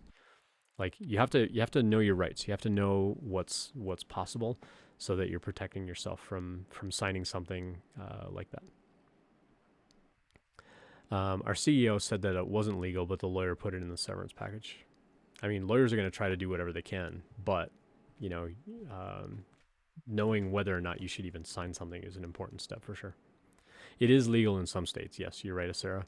But in some states, it is illegal to block you from doing that. So yeah, you have to understand employment law and things like that, and then that's not something that we as tech workers are going to be all up to speed on. So that's why hiring a lawyer even for a day just to look over something like that can be really beneficial. Um, if you're an employee at a company and one of the benefits is legal consultation, I mean, just say like, hey, I understand today's my last day, but I'm actually going to reach out to that legal consultation team to look this over, because it is going to be a third party legal team. They're not like they're being paid by the company, but the company doesn't control, what they say or do. And so you'll be able to get unsolicited or impartial advice, not unsolicited. You'll be able to get impartial advice from those kinds of companies. So if your company offers that as a benefit, call that company up and say, hey, I'm losing my job today. I need somebody to look over this documentation before I sign it, and see if they can prioritize that. I've read the contract for U.S. employees, and most of it would be heavily illegal here in Ireland. At will employment is insane. Europe is definitely different when it comes to employment laws on whether a company can let you go with or without cause, and how much notice they need to provide, or whether they need to provide any notice at all. I think a lot of the at-will employment stuff kind of came into effect here because people wanted to be able to say, like, today's my last day. Like, I quit. Like, I'm not even giving you 2 weeks notice. And so it gives us the freedom to, like, pack up and leave whenever we want with no notice, with no reason. Even if you have a reason, you don't even have to share the reason. You can just say, hey, you know what? Today's my last day. I'm going to wrap everything up that I've got going on, and I'm not going to be in tomorrow, and I'm going to ship back the laptop you gave me, unless I get to keep it. Either way, I'm going to wipe it and send it back, and just, you're done. Some companies will obviously try to push for explanation, but again, you don't even have to give them explanation. You can just say, today's my last day. Like, this is it. The same way that when they call you into the office and say, hey, today's your last day, they don't give you any notice either. But in Europe, it's very, very different. Like, once you get a job in Europe, it's very difficult. Well, not very difficult, but it's more time consuming to dismiss an employee in Europe. One company that I was at was based in Amsterdam, and I think that's why their employment interviewing goes under so much scrutiny, because they want to make sure that they're making the right decision. Because once they hire you, it's much more difficult to lose that job, or for them to, like, dismiss you from that job. Not impossible, but it's more difficult for sure. Along with Chris says, here's a question because I definitely didn't have the answer when I was laid off. How do you find an employment lawyer when that comes up? So that would be one thing, is if one of your company benefits, and a lot of tech companies do this as a benefit of, like, if you're buying a house and you need someone to look over that real estate contract, or if you want to like make up a last will and testament kind of thing, or a living will, or something along those lines, like they'll provide legal services, and it's usually not very expensive. It's like $8 a month or something. Most of the tech companies I've been at, it's like $8 to $10 a month, and you get like free consultations on things. If the company doesn't currently do something like that, I mean, you could literally just Google, you know, as Chrissy Codes would say, just Google it or whatever. You can literally just look up, employment law firm or whatever, and then just call them and say, like, I'm looking for a free consultation. I'm losing my job, and I just need someone that can look over some documentation and just let me explain to me in like everyday language what it is I'm about to sign and whether there's anything in here that sort of breaches laws in my jurisdiction, kind of thing.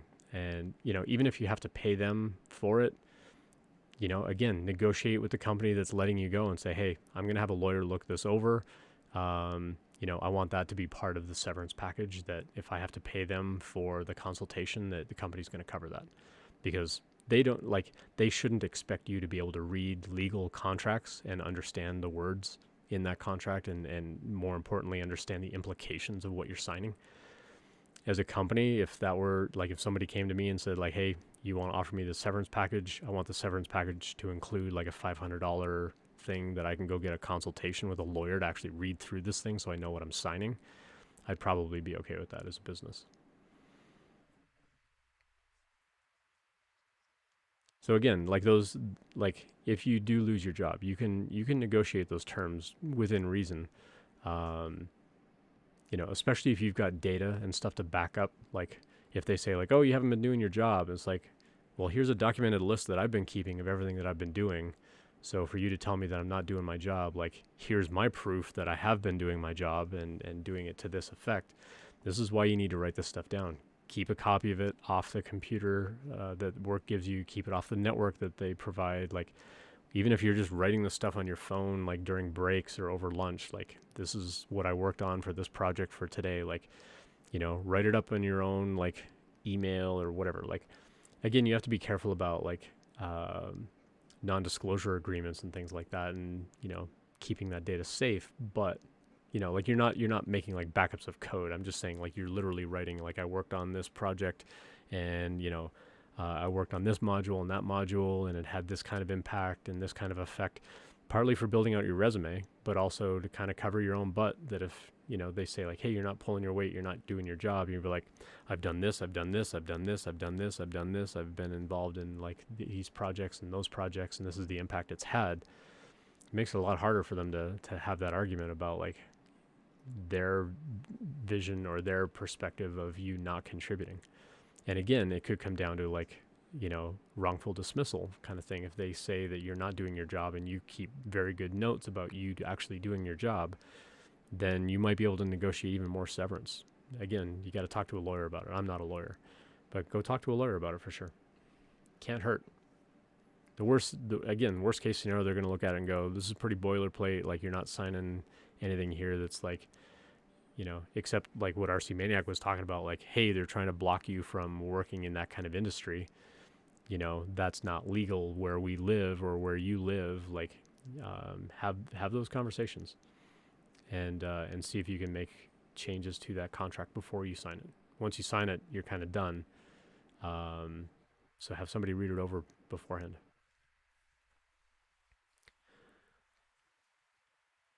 Cool deal. I know today's stream kind of took like a dark turn as far as like the kinds of topics and stuff that we're chatting about, and stuff going on in the tech industry, but these are important conversations to have. I think it's important to be able to share this kind of information, and sharing your experience in chat is really helpful. So I always appreciate everybody like sharing their thoughts and what's going on and things that they've gone through, because it helps all of us. It helps all of us when we share this kind of stuff. Yeah, it is relevant for sure, RC. But I think it's not that it's not relevant. It's just, it's not the happy sorts of topics that we typically talk about on the stream. But like, it still does come down to, if you lose your job and you got to find another job, like, how do you stand out to that other company? with suddenly all of these new, people out in the industry that are going to suddenly need a job, especially after this week. How do you compete with them to go get that other job? You know, how how quickly are those people turning around and looking for new jobs, or are they going to take a break for a week or two? Well, that might be your chance to like get in the door at a company before they start applying for jobs. Like, not that you're capitalizing on, someone else's misfortune, but understanding the timing of like, if I lose my job, I'm probably going to take a week or two just to decompress a little bit and then start to get my resume up to get, back together, and then start applying for work. Like, it could be maybe a month before some of them even start applying for jobs, or start getting interviews. If you can get the job before then you're ahead of the game. So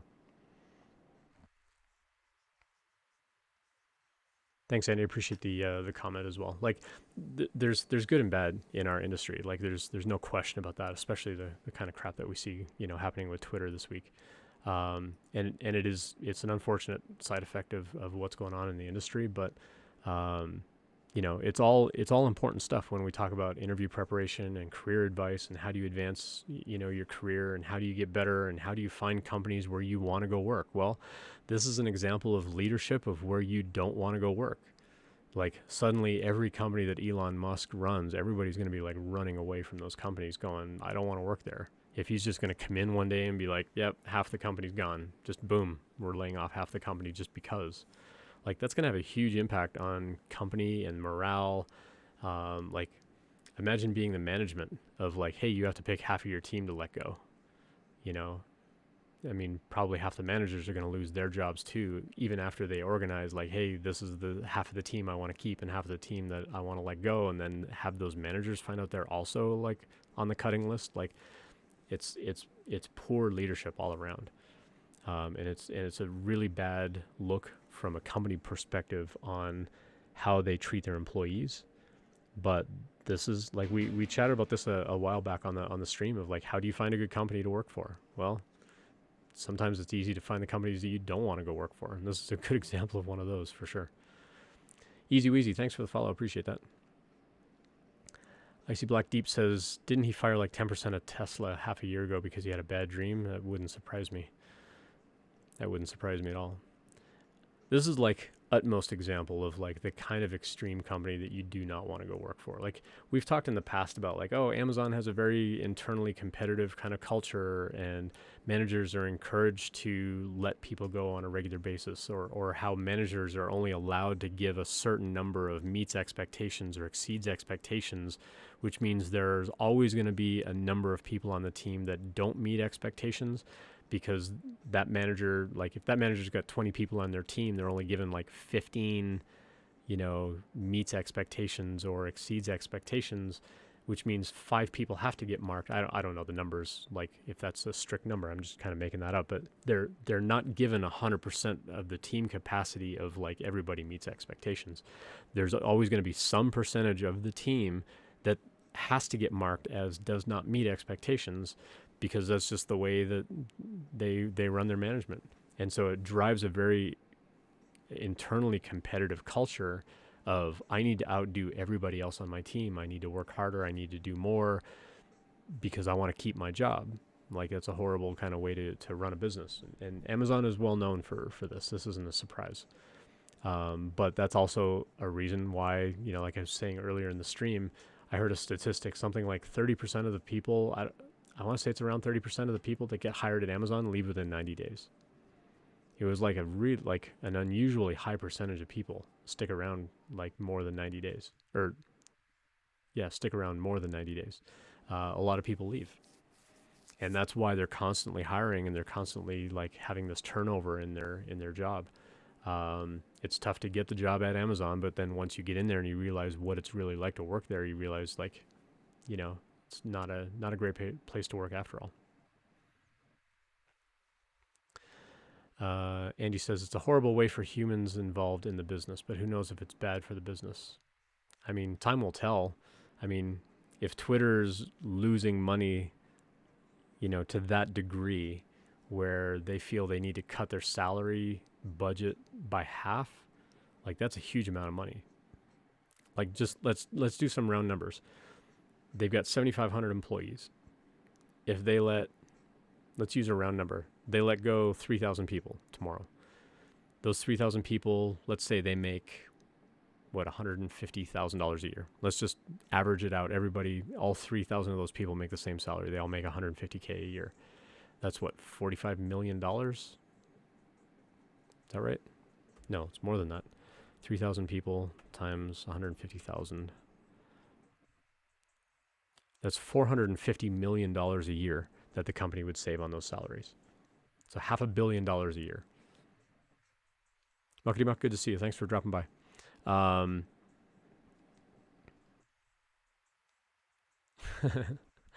Yeah, the AWS case Twitter something different entirely. So yeah, I mean, if so, let's make some estimates. If 3,000 people lose their job tomorrow and they all make 150K a year, the company is going to save $450 million in salary over the next year. But is that like, what's that going to do for them? Is that going to suddenly make them profitable as a business?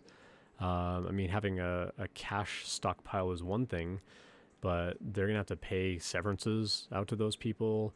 They're going to have to cover benefits. Like, that's not just suddenly $500 million in the bank for them, like immediately. They're going to lose a bunch of cash in the short term, paying out the severances and all that kind of stuff. So from a business perspective, it's going to have a very bad impact financially for them. But in the long run, they're saving $500 million a year. I don't know. It's like, is that bad for the business? I mean, it's bad if they're letting people go who have critical knowledge about how things work within the company. It depends what kind of people they're laying off and why. Like they let, like it's like the day Elon like took control of the company, he let the CEO go and like two other big executives, and I heard that cost him like $200 million worth of severance packages and whatever, just for those three people in like really high C-level executive positions. It'd be interesting to see who all gets laid off tomorrow. Talented, good to see you. Thanks for dropping by. First time in chat. I spent 10 years building software for other companies and decided to go out and do it on my own and build my own thing. It makes $25K a month in revenue, but only $4K a month in profit. Facebook marketing takes most of the money, so I'm considering going back to the workforce for a few years, but I haven't worked for another company since 2017. Do you recommend I put my own company on the resume as senior full stack engineer or founder owner? I would just call yourself like principal engineer / owner or something like that. Don't call yourself senior, because you were making all the decisions. You were doing all the architecture, all the development, all the deployment. You were doing everything. So I would call yourself like principal engineer. Like, give yourself a really important like kind of title. If you are like literally incorporated, if you incorporated a business, if you gave yourself like a CTO title or something like that, then you can kind of add that on the end. If it was just like an LLC or just like a sole proprietor kind of business, then I would go with something more important sounding than senior full stack, and just call yourself like principal engineer or something, or principal architect or something like that, and then just list out on there. But yeah, absolutely put your company on there. Like you absolutely want to talk about the kinds of things that you were building and why and what you were learning and so on. I would give yourself a more important title than just a senior engineer though. Founder owner, sometimes like you can certainly say like principal architect / founder or something like that, so they know like this was your business and you were the one that did it. But just saying like you own a business, I don't think makes as much impact. And other startups will probably care. Like if you were gonna try to apply for work at another startup, they would care because you've got kind of that founder mentality and kind of that founder energy of hustle and so on. Other startups, I think, will appreciate that more than larger companies. But yeah, give yourself something like principal architect kind of title. Doesn't necessarily mean that's going to qualify you as like principal architect at any other company, but that was effectively the role that you played at that company. And if you feel that you're only qualified to be a senior level dev at another company, apply for those jobs. But I would say, be careful calling yourself like a senior level. Like, just call yourself a developer. Let them figure out what level you are as part of their interview process. Um, Mr. Wolford Step says they're going to reduce productivity as well. Yeah, I mean, letting that many people go. So here's what happens when a company does a really big layoff like this. A bunch of other people are going to leave anyway because their friends all just get laid off, and they like. I guarantee, even if they let half of the staff go, I bet at least another 10 to 15% of the company quit within a week. Because they're going to be upset about the way that management handled it. This was like a horrible way of dealing with this kind of thing. I bet a bunch of people are going to end up leaving. Besides that, that's very typical.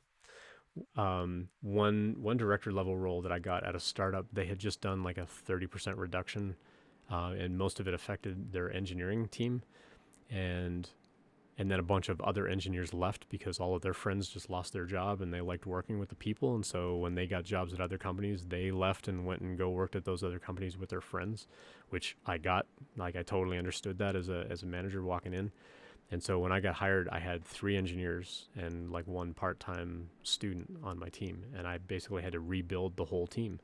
And so I more than tripled the size of the team and had to build that productivity up all over again. But the people that stayed were like, they were they were doing a lot of work. They had a lot going on. They had a lot on their plate, and it was important that I helped them and kept them on the team and kept them happy, and really understanding what drove them and what drove the motivation to stay. And I had to really play on those motivations to keep them there, so that they didn't also leave. And so it's a hard thing to walk into, especially coming in as an external manager, to know like, okay, how do I smooth this over? How do I make sure that everybody's kind of taken care of and placated and whatever, that they're not also going to leave. It's a tough place to be in.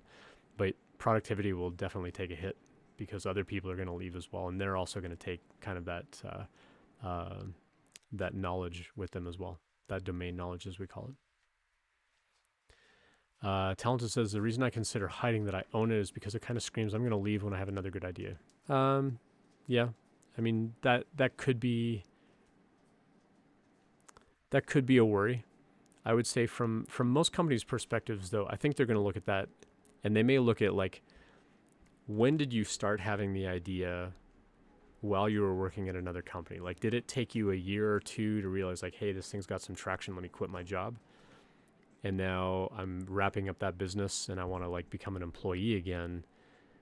So that clock kind of resets and goes, okay, well, now we've got like at least another 2 years out of you. If you do get another idea, it's going to take you another 2 years to like go build that and go start another business. So they're going to do their own mental math on that.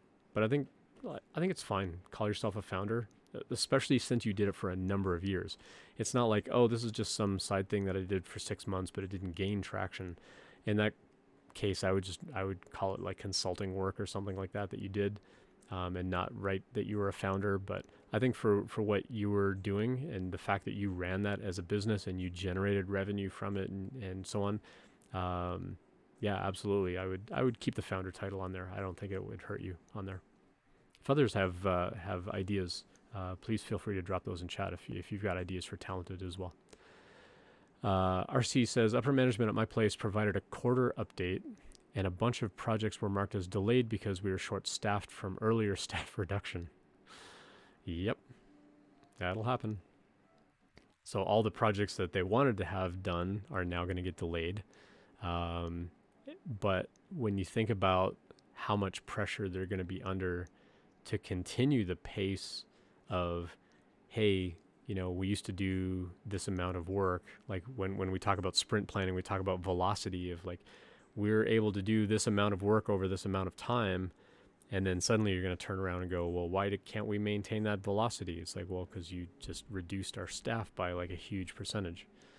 So definitely makes sense that productivity is going to take a hit, and yeah, it's going to delay a lot of initiatives for sure. But at the same time, they could walk in and go, yeah, all those initiatives don't matter. Like, we're going to start all over again. I thought it was interesting. I think it was this week they were talking about bringing Vine back as something to do again. So I don't know. Imagine paying $44 billion just to like bring back something that they got shelved a long time ago. Juggling says, I worked for a company that got merged and taken over. People started to drop, exactly as you're saying. The people that left on their own had the strong experience, those that stayed had to do double the work and become trainers to the newer people. That's a tough morale hit, because the people that stayed don't have the experience necessarily, and they're not going to know how to like get into certain things when all the people with all that domain knowledge left. That's a huge impact from a management point of view. That's why we care so much about retention, and where like if you come in and say like, hey, I'm not happy, I'm thinking about leaving, let me see how I can make you happy so that you don't leave. When you show up and say, hey, I got another job, I'm quitting, at that point it's kind of too late for us to do anything. But we're like, oh dang, like you're taking all this knowledge with you that we really need to have. Like, how can we get the most out of you? I had someone leave a team one time, and I basically said, hey, like for the 2 weeks notice, I don't want you working on anything new. I just need a brain dump of everything you know. So work with other people, pair program with as many people as you can just to share what you know. And when you find like a note or something like that, make like an audio recording or write out some notes or whatever and give us that before you leave, so that we have that knowledge as well. So as you're working with somebody and you're explaining like, oh, to do this, you need to go access this system and you need to do these steps, like write that stuff down, because that's the kind of knowledge you're taking with you. Because if you haven't been writing that down, you haven't been documenting that stuff, like we're losing out on a lot of good knowledge when you leave the team like that. So as much as you can write down and like help us out with that. And I did that for a company too. When I left, I gave them a month notice and said, hey, for the next month, I know that I'm taking a lot of knowledge with me. So for the next month, I'm going to do these things and I'm just going to document what I know and whatever. And they were so appreciative of that. And they treated me really, really well at that company for that month that everybody knew I was leaving. But they treated me extremely well. They were buying me meals because they knew I was going to like stay late a few evenings and whatever. And so they're like, we'll pay for your dinner or whatever. Another employee caught wind of that and he's like, I want that golden treatment. So he's like, I quit too. And I'm going to give you a month's notice. They're like, there's the door. Bye. And literally they walked him out the building that day. So, I mean, you have to kind of build up that trust, and the company has to like you to be able to pull that stuff off. Um, but I think it shows a lot of respect when you're willing to like document that stuff. And if you can document it along the way, that's great too. But as a manager, retention is like really important to me. If there's anything I can do to keep you, and like, can I just shift your responsibility, or if you want to work on some other team or some other part of the code, like, is that something that I can do for you so that you don't leave the company and take all this other knowledge with you? I would rather like do what I can to keep you. But once you walk in and say, I found another job and I'm done, and I didn't even know that you were unhappy or that you were considering leaving, then I lose the opportunity to potentially fix what could have been fixed. So I always tell people, like, if you're not happy at the job, like, start having those conversations. If you feel like you're not being paid enough, have that conversation and just say like, hey, you know what, I'd like to chat about my compensation. It's been a while since I've had a raise, this, that. See what they can do. You never know what they can do. If they really come back and they're like, yeah, there's really nothing we can do, then go job hunt. And when you walk back in and say, I'm done, they can't act surprised, because you let them know what your expectation was. They couldn't meet it, so of course you're going to leave. But at least you gave them the opportunity. But if you walk in and just surprise us with a resignation letter, there's nothing we can do to sort of counteract that. And there's nothing we can do where maybe we could have fixed something if only we knew that you weren't happy. So sometimes I think it's worth having the conversation, but if you really don't like, the senior management and the executive team and things like that, then yeah, you don't have to give them any notice. You can literally be like, today's my last day, bye-bye. And you shouldn't feel bad about it. What's the difference between a TPM and an EM? So technical project manager, I'm not sure what an EM is in that context though. Technical project manager, they're typically going to be in charge of like, what are we building? How are we building it? How do we need to sort of build these things out? That's going to be kind of what the TPM is involved in. Like, they're going to be looking at how quickly are we building these things out? How are we building out these features? How do we get the different technical teams to communicate and talk to each other? Those things are going to be important. Gabe Ex Machina, thanks for the or Gab, uh, Gab or Gabe, which would you prefer? Appreciate the follow either way. Thanks for dropping by. I'm always curious how folks find the stream. So let me know. Let me know if you're in chat. If you're relatively new, how you found the stream. I'm always curious how people come by and see things. On a positive, RC says, my company also went through, listen, we're not going to be able to go at the same speed because of these layoffs. So take the time and don't burn out. If you're not feeling good, take a break. We won't get things done if you aren't in a good state. Having upper management say that was like, you laid off a bunch of people, then gave raises and said that. I don't know if you're empathetic or naive. Yeah, but it was positive because they weren't like, we must keep up the velocity. I think it definitely shows the empathy of like, hey, it sucks that we had to let people go, and so we know that it's impacting everybody else. So do what you can to rest and so on. I think that it shows that they care about the people that stuck around. Viable Clan member says, Creative Null sent me here. Well, good to have you by, Viable Clan. You're looking at an engineering manager role at Dropbox. The link is dropbox.github. So is it a role at Dropbox or is it a role at GitHub? Or is it just something else?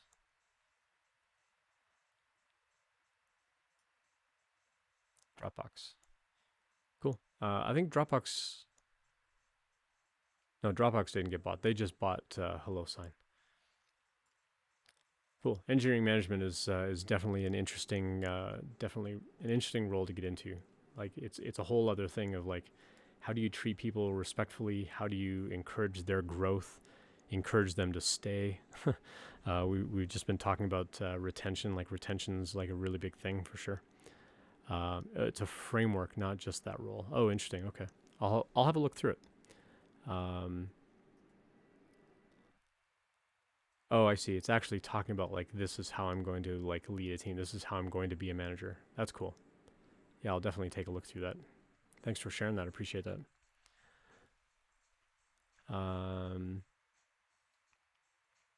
Along with Chris says, I did that at one job where I was like, hey, when my lease is up in 3 months, I'm leaving. Yeah, I mean, if they know you're leaving, then they can also plan accordingly as well.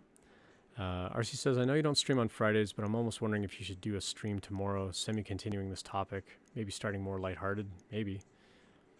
Yeah, that's possible. Although I tweet about going live on Twitter, and I'm guessing that people leaving Twitter aren't going to be caring too much about reading their own news feeds.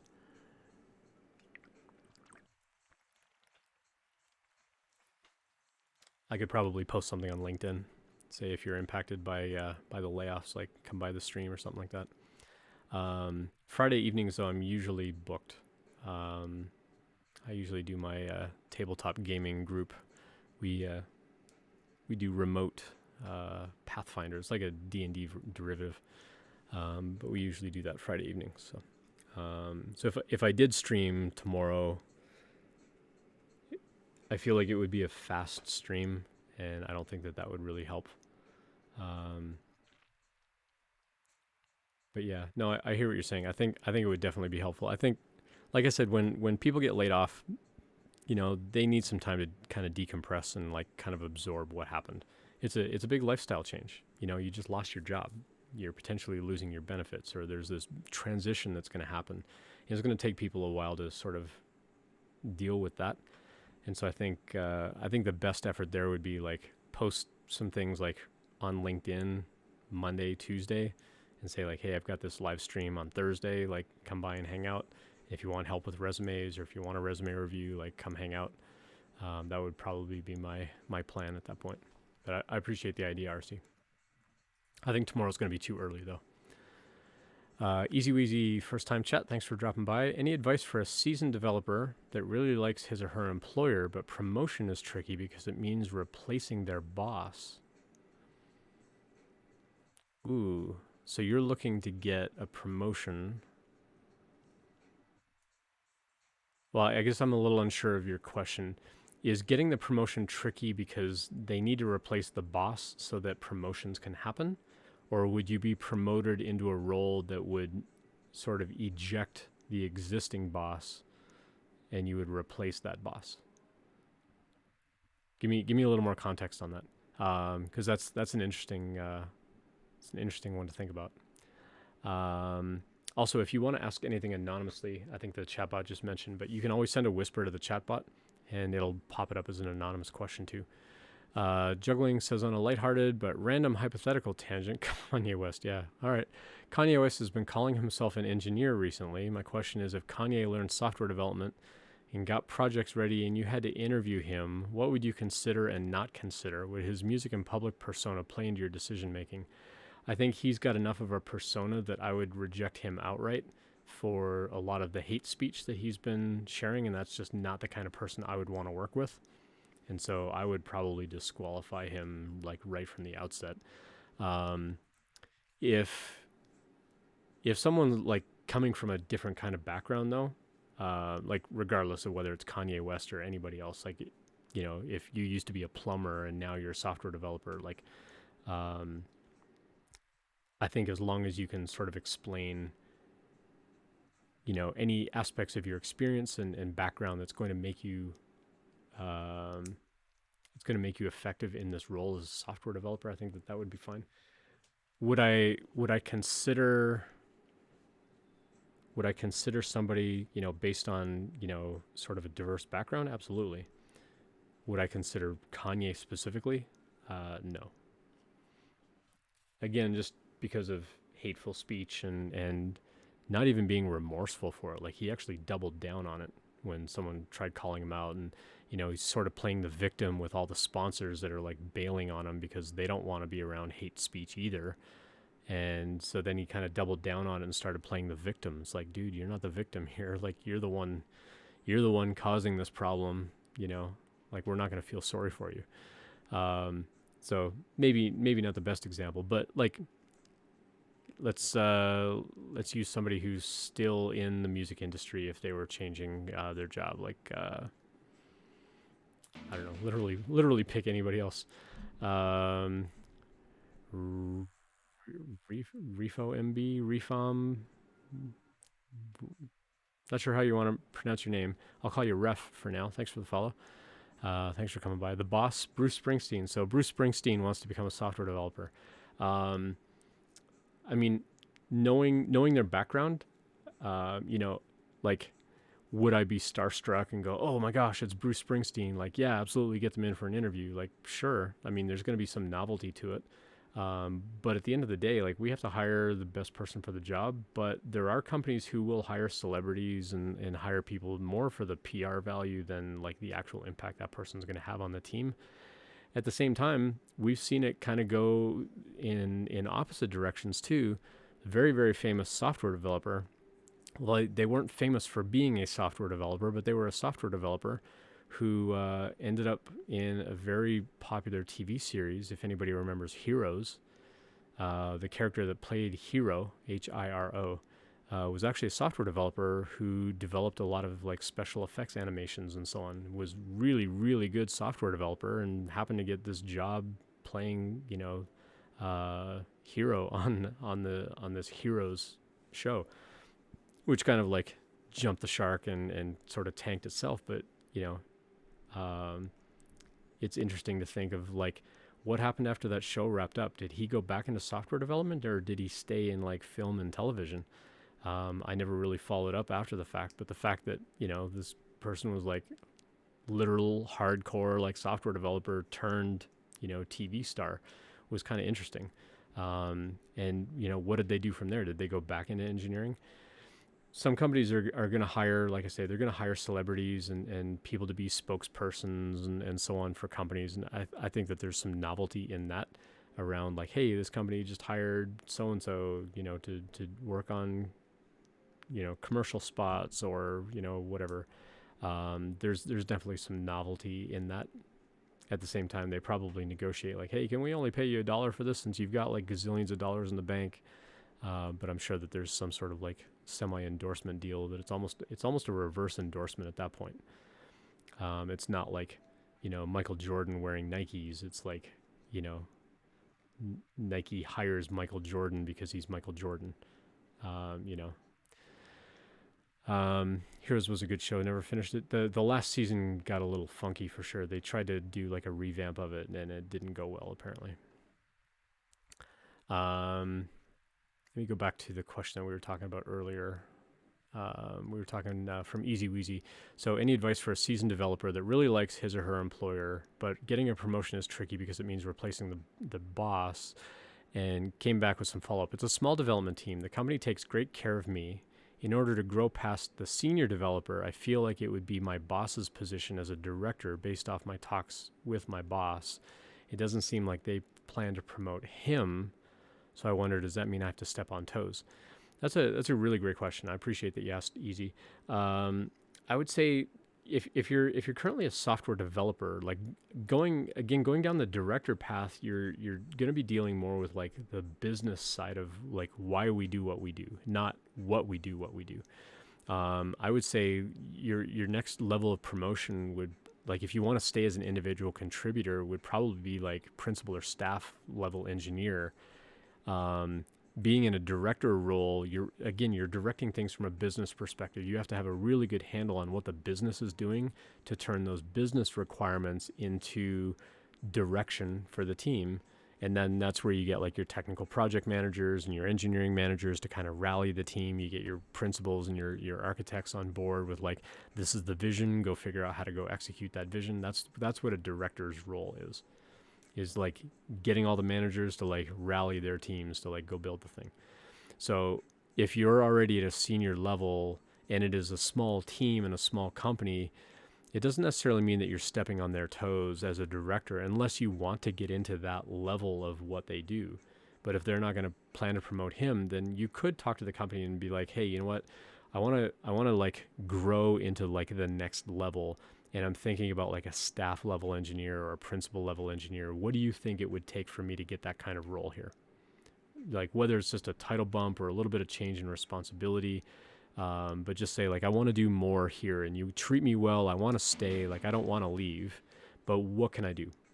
Like, what can we do to sort of get me to that level? And I think it shows a lot of maturity, and it shows that you want to stay at the company. And I think the company is going to be a lot more open to the idea of, okay, how can we make this promotion happen? Like, this person's not leaving to get a promotion. They want to stay and get promoted. So how can we make that happen? And I think the best way to do that is start having the conversation about what kind of role you want to have and what it would take to actually get that role. Like if you want to step into kind of that principal staff engineer, what kind of skills are you going to need to work that level of role where, again, you're kind of helping execute the vision, but at a purely technical perspective and not from the business perspective of like, how does this impact the business and who are the customers, who's going to use it? Like, you don't need to be involved in that as a contributor, staying on the technical track. So there is a bit of a misconception in the tech industry that once you sort of reach a certain level of seniority, you have to go down a management path. It's like, no, you can still stay on the individual contributor path. That's where you're getting into the principal and staff level roles, but there are going to be fewer of those roles as you go. But it's the same thing on the management side. If you go down like the team lead into manager, into director, like there's only so many of those roles as well. And if they're not promoting the people in that role up to something to leave a gap for you to, sort of step in and fill, then, there's not going to be a growth opportunity. And that's why people leave. It's like, I want to grow into that role, but there is no role. So I'm going to leave to go find that role because that's really what I want to do. So I would say start having the conversation with your boss and figure out like, what would that next level of me contributing to the company look like? Is it just a title bump? Is it a responsibility bump? Is it a bit of both? What kinds of responsibilities would I be taking on to go step into that kind of role? Like if it was going to be something like a staff or a principal type of role, what would that look like? What would those responsibilities look like? Have we ever sat down as a company to figure out, where do people grow from here? Not where do people go from here, but how do we grow into like the next stage? Like, what does it take to go from a junior to intermediate to senior to staff, or senior to principal and then to staff? Like, what would those levels look like? There's lots of resources out there that you can go find about how other companies have sort of structured, like, this is the responsibility at this role. where they kind of break down like this is what you're going to do on a day-to-day basis, and this is the kinds of technical knowledge you need to know in order to qualify for that role.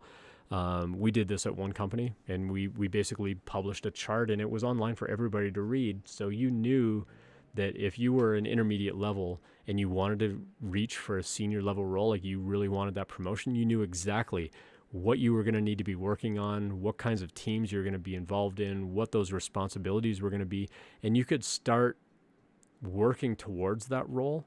There is kind of this notion that we talk about in tech is like you have to do the job in order to get the job. But at the same time, I think it starts with conversation with the managers around, I want to do that job. So how can you give me the opportunity to start stepping into that role so that I can get that promotion? As opposed to, okay, now you're promoted, now you have to start doing that job. They want to know you can do the job before they'll give you the job. And so you're going to have to take on like certain aspects of that responsibility to prove that it is something you can grow up into. But it starts with conversation, starts with communication. So sit down with your boss and say, I want to do more. I want to stay, but I want more. How can we make that happen? And then from there, figure out what that promotion is going to look like and what the timing is going to look like. It may not be an overnight thing, or they may look at, say, they may look at some of these resources and go, you know what, you're already doing the responsibilities of a staff engineer or a principal engineer. Let's just give you that title. We'll give you the bump, and we'll just call you what you already are. It may be as easy as that.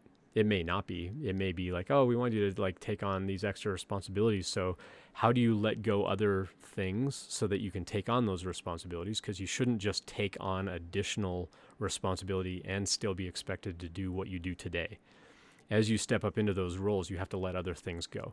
As you kind of progress down that contributor track, for example, you do less actual coding. You're going to do more like maybe prototype work or maybe high level kind of architecture work, but you're not getting into the nitty gritty of like, here's how we're exactly going to go implement that thing. You're giving more direction to the team at a technical level about how to deal with the scalability or how to deal with resilience or how to deal with like, hey, we're going to do this multi-data center kind of thing, and here's how we're going to deploy code across all the things. Like you're going to be doing more at a high level and less of the actual hands-on contribution. There will still be some contribution, but it'll be a lot less than what you're doing now. But start with conversation, see where it goes, and I'd love to follow up with you too, and see how this kind of plays out for you over the next couple of weeks. So please stay in touch with me and let me know how that conversation goes. And if you want help wording conversation, like how do I get that conversation started? Reach out to me on LinkedIn. I'll give you the link to my socials here. Connect with me on LinkedIn. Let's have a chat, and I can help you sort of craft like a couple of sentences here and there that you can just start dropping and say like, hey, how can we have this conversation? This is something that I want to do within the next 3 months. What would that timeline look like? Or, how can I get there within a certain amount of time? You don't know unless you ask. But appreciate the question. It's interesting to think about those kinds of things where it's like, it's a small team or it's a small company and I don't know how much room there's going to be. But if you're already doing some of that work, then you should just get the job. The lead singer of Weezer is also a programmer. I think I did know that at one point, but that's pretty cool. Is it, who's the other one I'm thinking of? Is it Trent Reznor from Nine Inch Nails? I think was also in engineering as well. And Weird Al also has like an engineering background. Refam, first time chat. I'm glad I found the channel. I just turned 30, realized I don't have much to compete in today's market. I studied computer science in school, but I dropped out after the first year. I bounced between some coding and IT jobs, but nothing I want to brag about. I'm trying to pass the AWS Developer Associate certification to boost my resume, but I'm still unsure if it's a good choice. Those certifications actually are really good. So any of the AWS certifications are good. They're only good for a few years though. And so I think they're good for, is it 3 years or 5 years? I think they're 3-year certificates. So after 3 years, you'll have to renew it if you choose to. It will definitely help. One thing that I talk a lot about on the stream is like what kinds of projects to build to really stand out to a company. And part of that is going to start from, well, where do you want to apply? Like what kind of job, what kind of company do you want to go work for? What kinds of projects are they going to care about? building just a little side project and something that's interesting to you is fine. But if you can build something that they're going to care about, then when they look at that resume, they're like, whoa, look what this person made. Like, check this thing out. That's going to like really catch their interest a lot more than just, oh yeah, I built like this, thing where every time I get this email, it puts something on my calendar. It's like, okay, well, that's fine. There's a lot of cool engineering and automation and things like that. But if they don't deal with calendars and they don't deal with email, then it doesn't stand out to them as much. But if it's like a calendar scheduling kind of company, like you want to go get a job at Calendly or something like that, yeah, that kind of project is really going to stand out to them because that's exactly what they do. And so knowing what's going to matter to different companies will help you sort of shape like what kinds of projects should I start working on? How can I start preparing to like go back down that road? The fact that you didn't finish a CS degree is totally fine. I know a lot of people that dropped out of a CS degree and they wanted to get into the job earlier. Some of them dropped out and went into a boot camp. There's lots of free resources as well, like 100 Devs and Free Code Camp I talk a lot about. Those are all excellent resources to go through. Some of them are more structured curriculum, and I think that it's good to go through a structured curriculum as opposed to just, yeah, I'm interested to learn about auth, so I'm just going to go like look up authentication and authorization techniques, on YouTube for the next week and like go tinker with that. It's like, yeah, you should probably find like some structured curriculum to really understand like what is auth and how do we build it and why do we build it a particular way, and make sure that you're learning best practices and not just, I want to know how to go implement this thing quickly within a project. Understanding why we implement things is going to stand out a lot more. And so knowing what kinds of projects are going to matter to the kinds of companies where you want to apply is going to be really important for you. Solid advice, appreciate it. That's what I'm here for. It's entirely what I'm here for. I've been doing this a long time. I've been a manager. I've done hiring. I help people with mock interviews on interviewing.io. This is exactly what I'm here for, is just helping people figure out like what kind of company do you want to apply for. Milicola, thanks for the follow. Appreciate that as well. So reach out to me on the socials. So connect with me on LinkedIn. Let's do this as well. Let's do ! intros.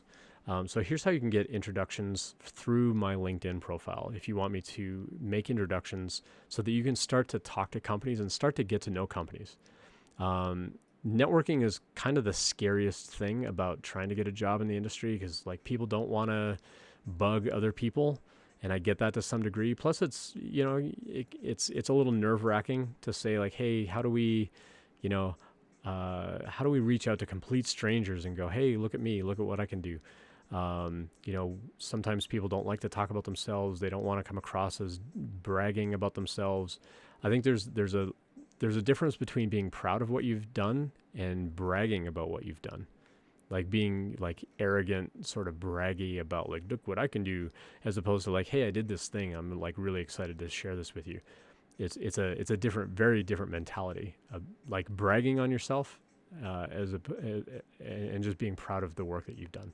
And so understanding like how to talk about the work that you've done and how you've kind of had this journey and how you've kind of gone back and forth between like a little bit of programming, a little bit of IT. What you want to do is figure out, how do I tell that story as part of applying for the job? You kind of want to make it sound like I did it on purpose, but at the same time, you can also say like, hey, pandemic hit, went in and out of jobs. Like everybody's going to understand that.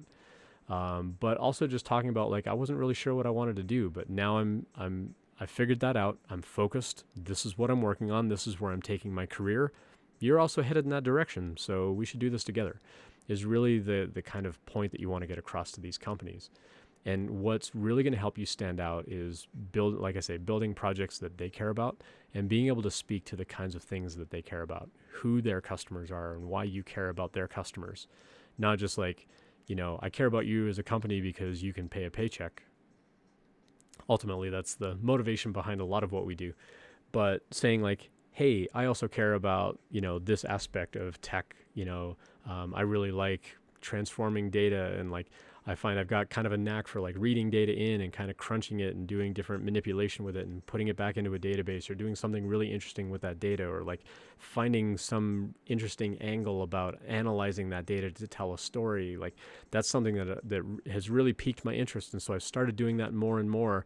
And I see that your company also does that.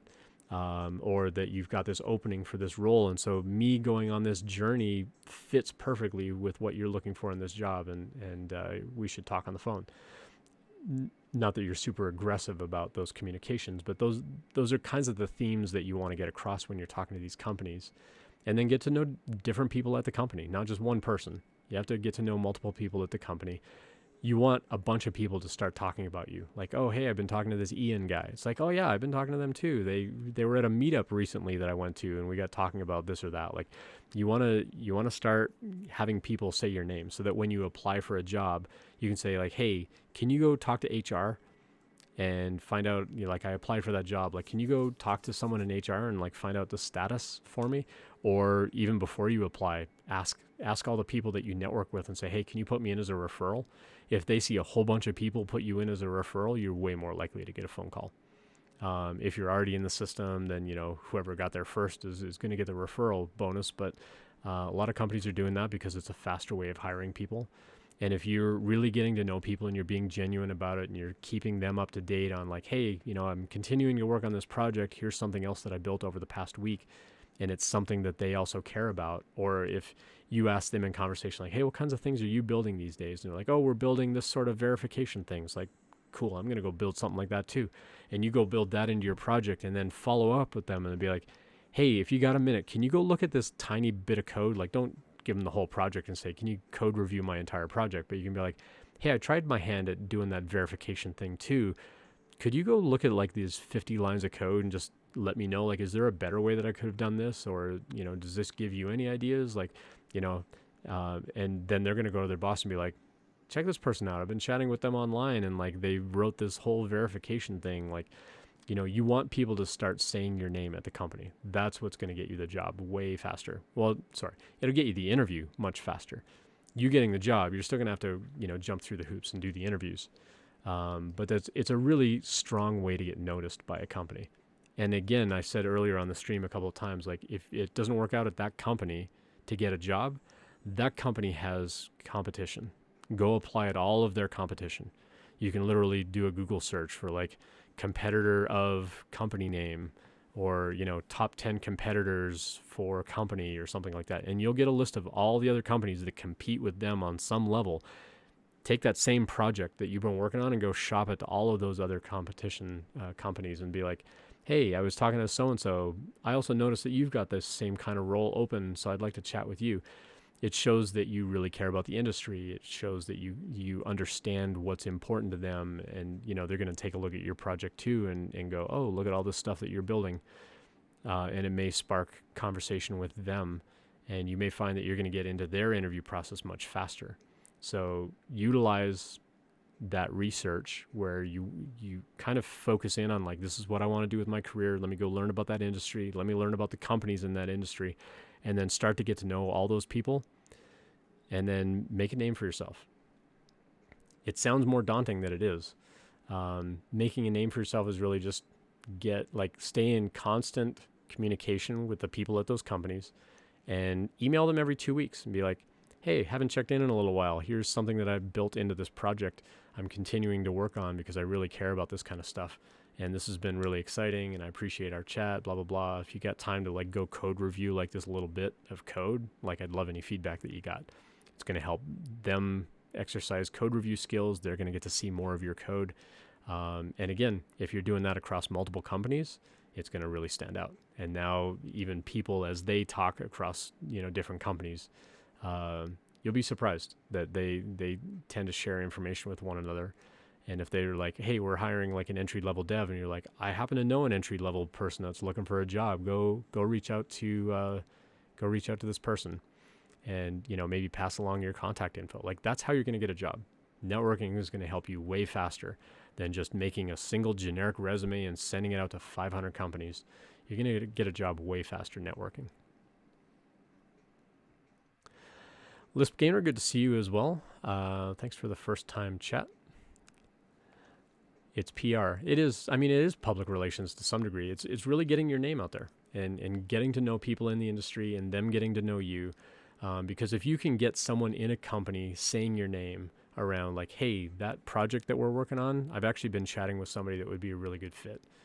You want people in the company to start recommending you. That's going to get you into the interview process way faster, like way, way faster. Cool. We've been going about 2.5 hours. I'm happy to keep like going on and on with this stuff. So if you've got questions and stuff, I'm more than happy to. Lisp Gamer says I've gotten the last few jobs socially rather than through hiring. Yep. It's absolutely going to help you way more than just applying for jobs. Like literally just start reaching out to people. So again, connect with me on LinkedIn. I use the same username here on Twitch as I do on LinkedIn and Twitter. Connect with me there and let me know how I can help. If you do exclamation point intros in chat, you'll see a link for like a little GitHub thing I put together on like how to use my network to make introductions and how you can kind of use that that tool of LinkedIn to like go continue to build up your network and get introductions to companies. Because again, getting an introduction to somebody is less scary. Even though you may not know me and you're like, well, shoot, how do I even reach out to Ian? Just reach out. Tell me on LinkedIn when you connect. It's like, hey, I watched your live stream. I'm going to take you up on your offer. I'll make as many introductions as you want me to. I mean, within some reasonable limit. Like if you're asking me for like 10 a day, that's a bit much. But like I've literally like I've done dozens of introductions for one person where I'm just like, keep giving me URLs of who you want me to send an introduction to. If it's somebody that I know, where I can like literally just copy and paste a message of like, hey, so-and-so like hangs out on my stream. They've got a background in blah, blah, blah. And they really want to talk to your company, and they want to get to know you at that company and talk about your role in such and such. And I can literally just copy and paste that in a bunch of intros. Like it'll help. I promise it'll help. Now you're not going to get responses from everybody, but it's also kind of a numbers game, but I think a lot of people are more willing to help than you think. And if you can get an introduction, then it's a lot less scary. And then what I typically recommend then is once you do make that connection, like just use some names from chat, for example. Like let's say Lisp Gamer wants an introduction to RC Maniac, and I say, hey, RC Maniac, there's this person that hangs out in my stream. Here's their LinkedIn URL if you got some time to reach out. Now the two of you connect. Now when Lisp Gamer reaches out to RC Maniac, what you want to do then is say, hey, appreciate your time. I've got like 2 questions I want to ask. If you've got time for a phone call, great. If not, here are the 2 questions that I want to ask. And if you got time to like respond asynchronously, that's okay. But if you got time to get on a phone call and answer this for me, I'd love to chat with you. Give them the question ahead of time and give them the choice of whether they want to do a phone call or answer asynchronously. You'll probably more likely get an asynchronous answer, but you're still building that relationship with them on a professional level. And I think giving them the questions ahead of time gives them time to kind of think about it, to build a response, where you're not really putting them on the spot of like, hey, you got a minute for a phone call? And they're like, okay, but what are you going to ask me? And then you stump them with something and they're like, oh, I got to go look up that information. So give them the questions ahead of time. And I think you're going to be far more likely to get responses from people where they're like, hey, check this person out. Like they're really respectful of my time. They're willing to let me answer asynchronously. I don't have to commit to a phone call if I'm busy. Again, it shows that you care about that relationship on a professional level. So yeah, I think that'll definitely help. And then just continue to check in with them and be like, hey, I appreciate your time. Can I check in with you like in 2 weeks and just kind of keep you up to date on things I'm building? Maybe ask for a code review. If you got like a couple of minutes and you just want to eyeball some stuff, I'd love to just stay in touch. Most people are going to be like, yeah, that'd be fine. As long as it's kind of small asks over time, like people don't mind. So again, don't give them like your full project and be like, can you code review my entire project or like go through my whole project and tell me what I can do better? They're not going to do that. But if you can say like, hey, I'm not sure whether this, how I'm pulling this stuff out of the database is the optimal way to do it. Like, can you like just eyeball this like one bit of code and tell me if there's a better way of doing it? People are pretty good about that, especially senior engineers. We love helping people kind of grow in their roles. So. Do I run a hiring company? No, I mostly just here like helping coach people. I don't actually hire people myself. You came on Twitch looking for hires, so yeah. I don't hire people. I mostly just help people find jobs. I won't hire without seeing code. Yep. Most companies won't. Like every company is going to be looking for some amount of demonstration of skill. Where I think a lot of companies are falling off is they're leaning too much on leak code as opposed to this is what you're actually going to do on a day-to-day basis. Or as a company saying, oh, we require that you have a degree in computer science when it's really not needed. Like it's very genuinely not needed for most roles of what we do in software development. Unless you're working on really low level code where performance is a really strong impact, like people don't have to have a bachelor's degree in computer science or related bachelor's degree in anything. Be flexible with who you're willing to consider as an applicant, because those are things that you can train them in after the fact if you really do need that, or let them go take some classes once you hire them. Like do tuition reimbursement and let them do it after the fact. But if you're here looking for people to hire, I mean, there are probably people in chat that would love to reach out to you. So Lisp Gamer, if you're looking for people to hire, um, I'm sure they would be willing to chat with you. If you're looking for a job, that's a little bit different, and that's mostly what I'm here for. But I do love evaluating job posts. So that's actually a channel point redemption. If you ever want me to take a look at a company's job post and give you my thoughts as a hiring manager and as a very senior engineer, I love going through job posts and just saying, like, from an inclusivity point of view, from a diversity point of view, from sort of a requirements point of view. Like, I love kind of breaking those things down to talk about, like, what is the company actually looking for? What are they probably looking for? And sort of how to shape a resume to like really stand out to the company. So if anybody ever wants a channel point redemption for that, I'm more than happy to dive in on those. Those are a lot of fun. Longo Chris says, how do you reverse a string from Wikipedia import string reverse? Yeah, for sure. So Lisp Gamer is looking for people. That's awesome. Well, tomorrow's going to be your day, Lisp Gamer, because we just heard that Twitter is going to be doing like a massive layoff tomorrow. So yeah, you'll definitely want to get on LinkedIn for sure and let people know like what kind of roles you're trying to hire for. Knowing the geographic area would be helpful. I've got a Discord community. You're welcome to pop into Discord if you like, and share some links there, or you can DM it to me on Discord and I can post the link if it doesn't let you do the link. I think some of the moderation stuff I set up is a little too aggressive. I've seen some people try to post links and they get blocked. So if that happens, just send me a DM with the link and I'll put it in chat. But if you're looking to hire people, let me know like the geographic location and like what your requirements are. If you have a job post, you're welcome to put it here in chat as well if you want to share that. And it'll also show up on because it's part of the actual live stream window. People watching this on YouTube later on will see it as well. We are remote first. We're looking for plus or 2 hours of GMT minus 5. So you're currently Eastern time zone. No, GMT minus 5. You're Central time zone. Looking for plus or minus 2 hours. So you're looking for North America time zones, basically. Which is fun. Eastern time zone? Okay. So, I mean, plus 2, I mean, that's going to be out in the middle of the Atlantic Ocean. But yeah, within 2 hours of Eastern time zone. So, cool. Yeah, I mean, if you've got a job post, feel free to drop it in here. Have people in BC. That's awesome. BC is lovely, lovely country. As far as like getting out in the wilderness and the mountains and stuff like that. I've got family in BC. It's really nice up there.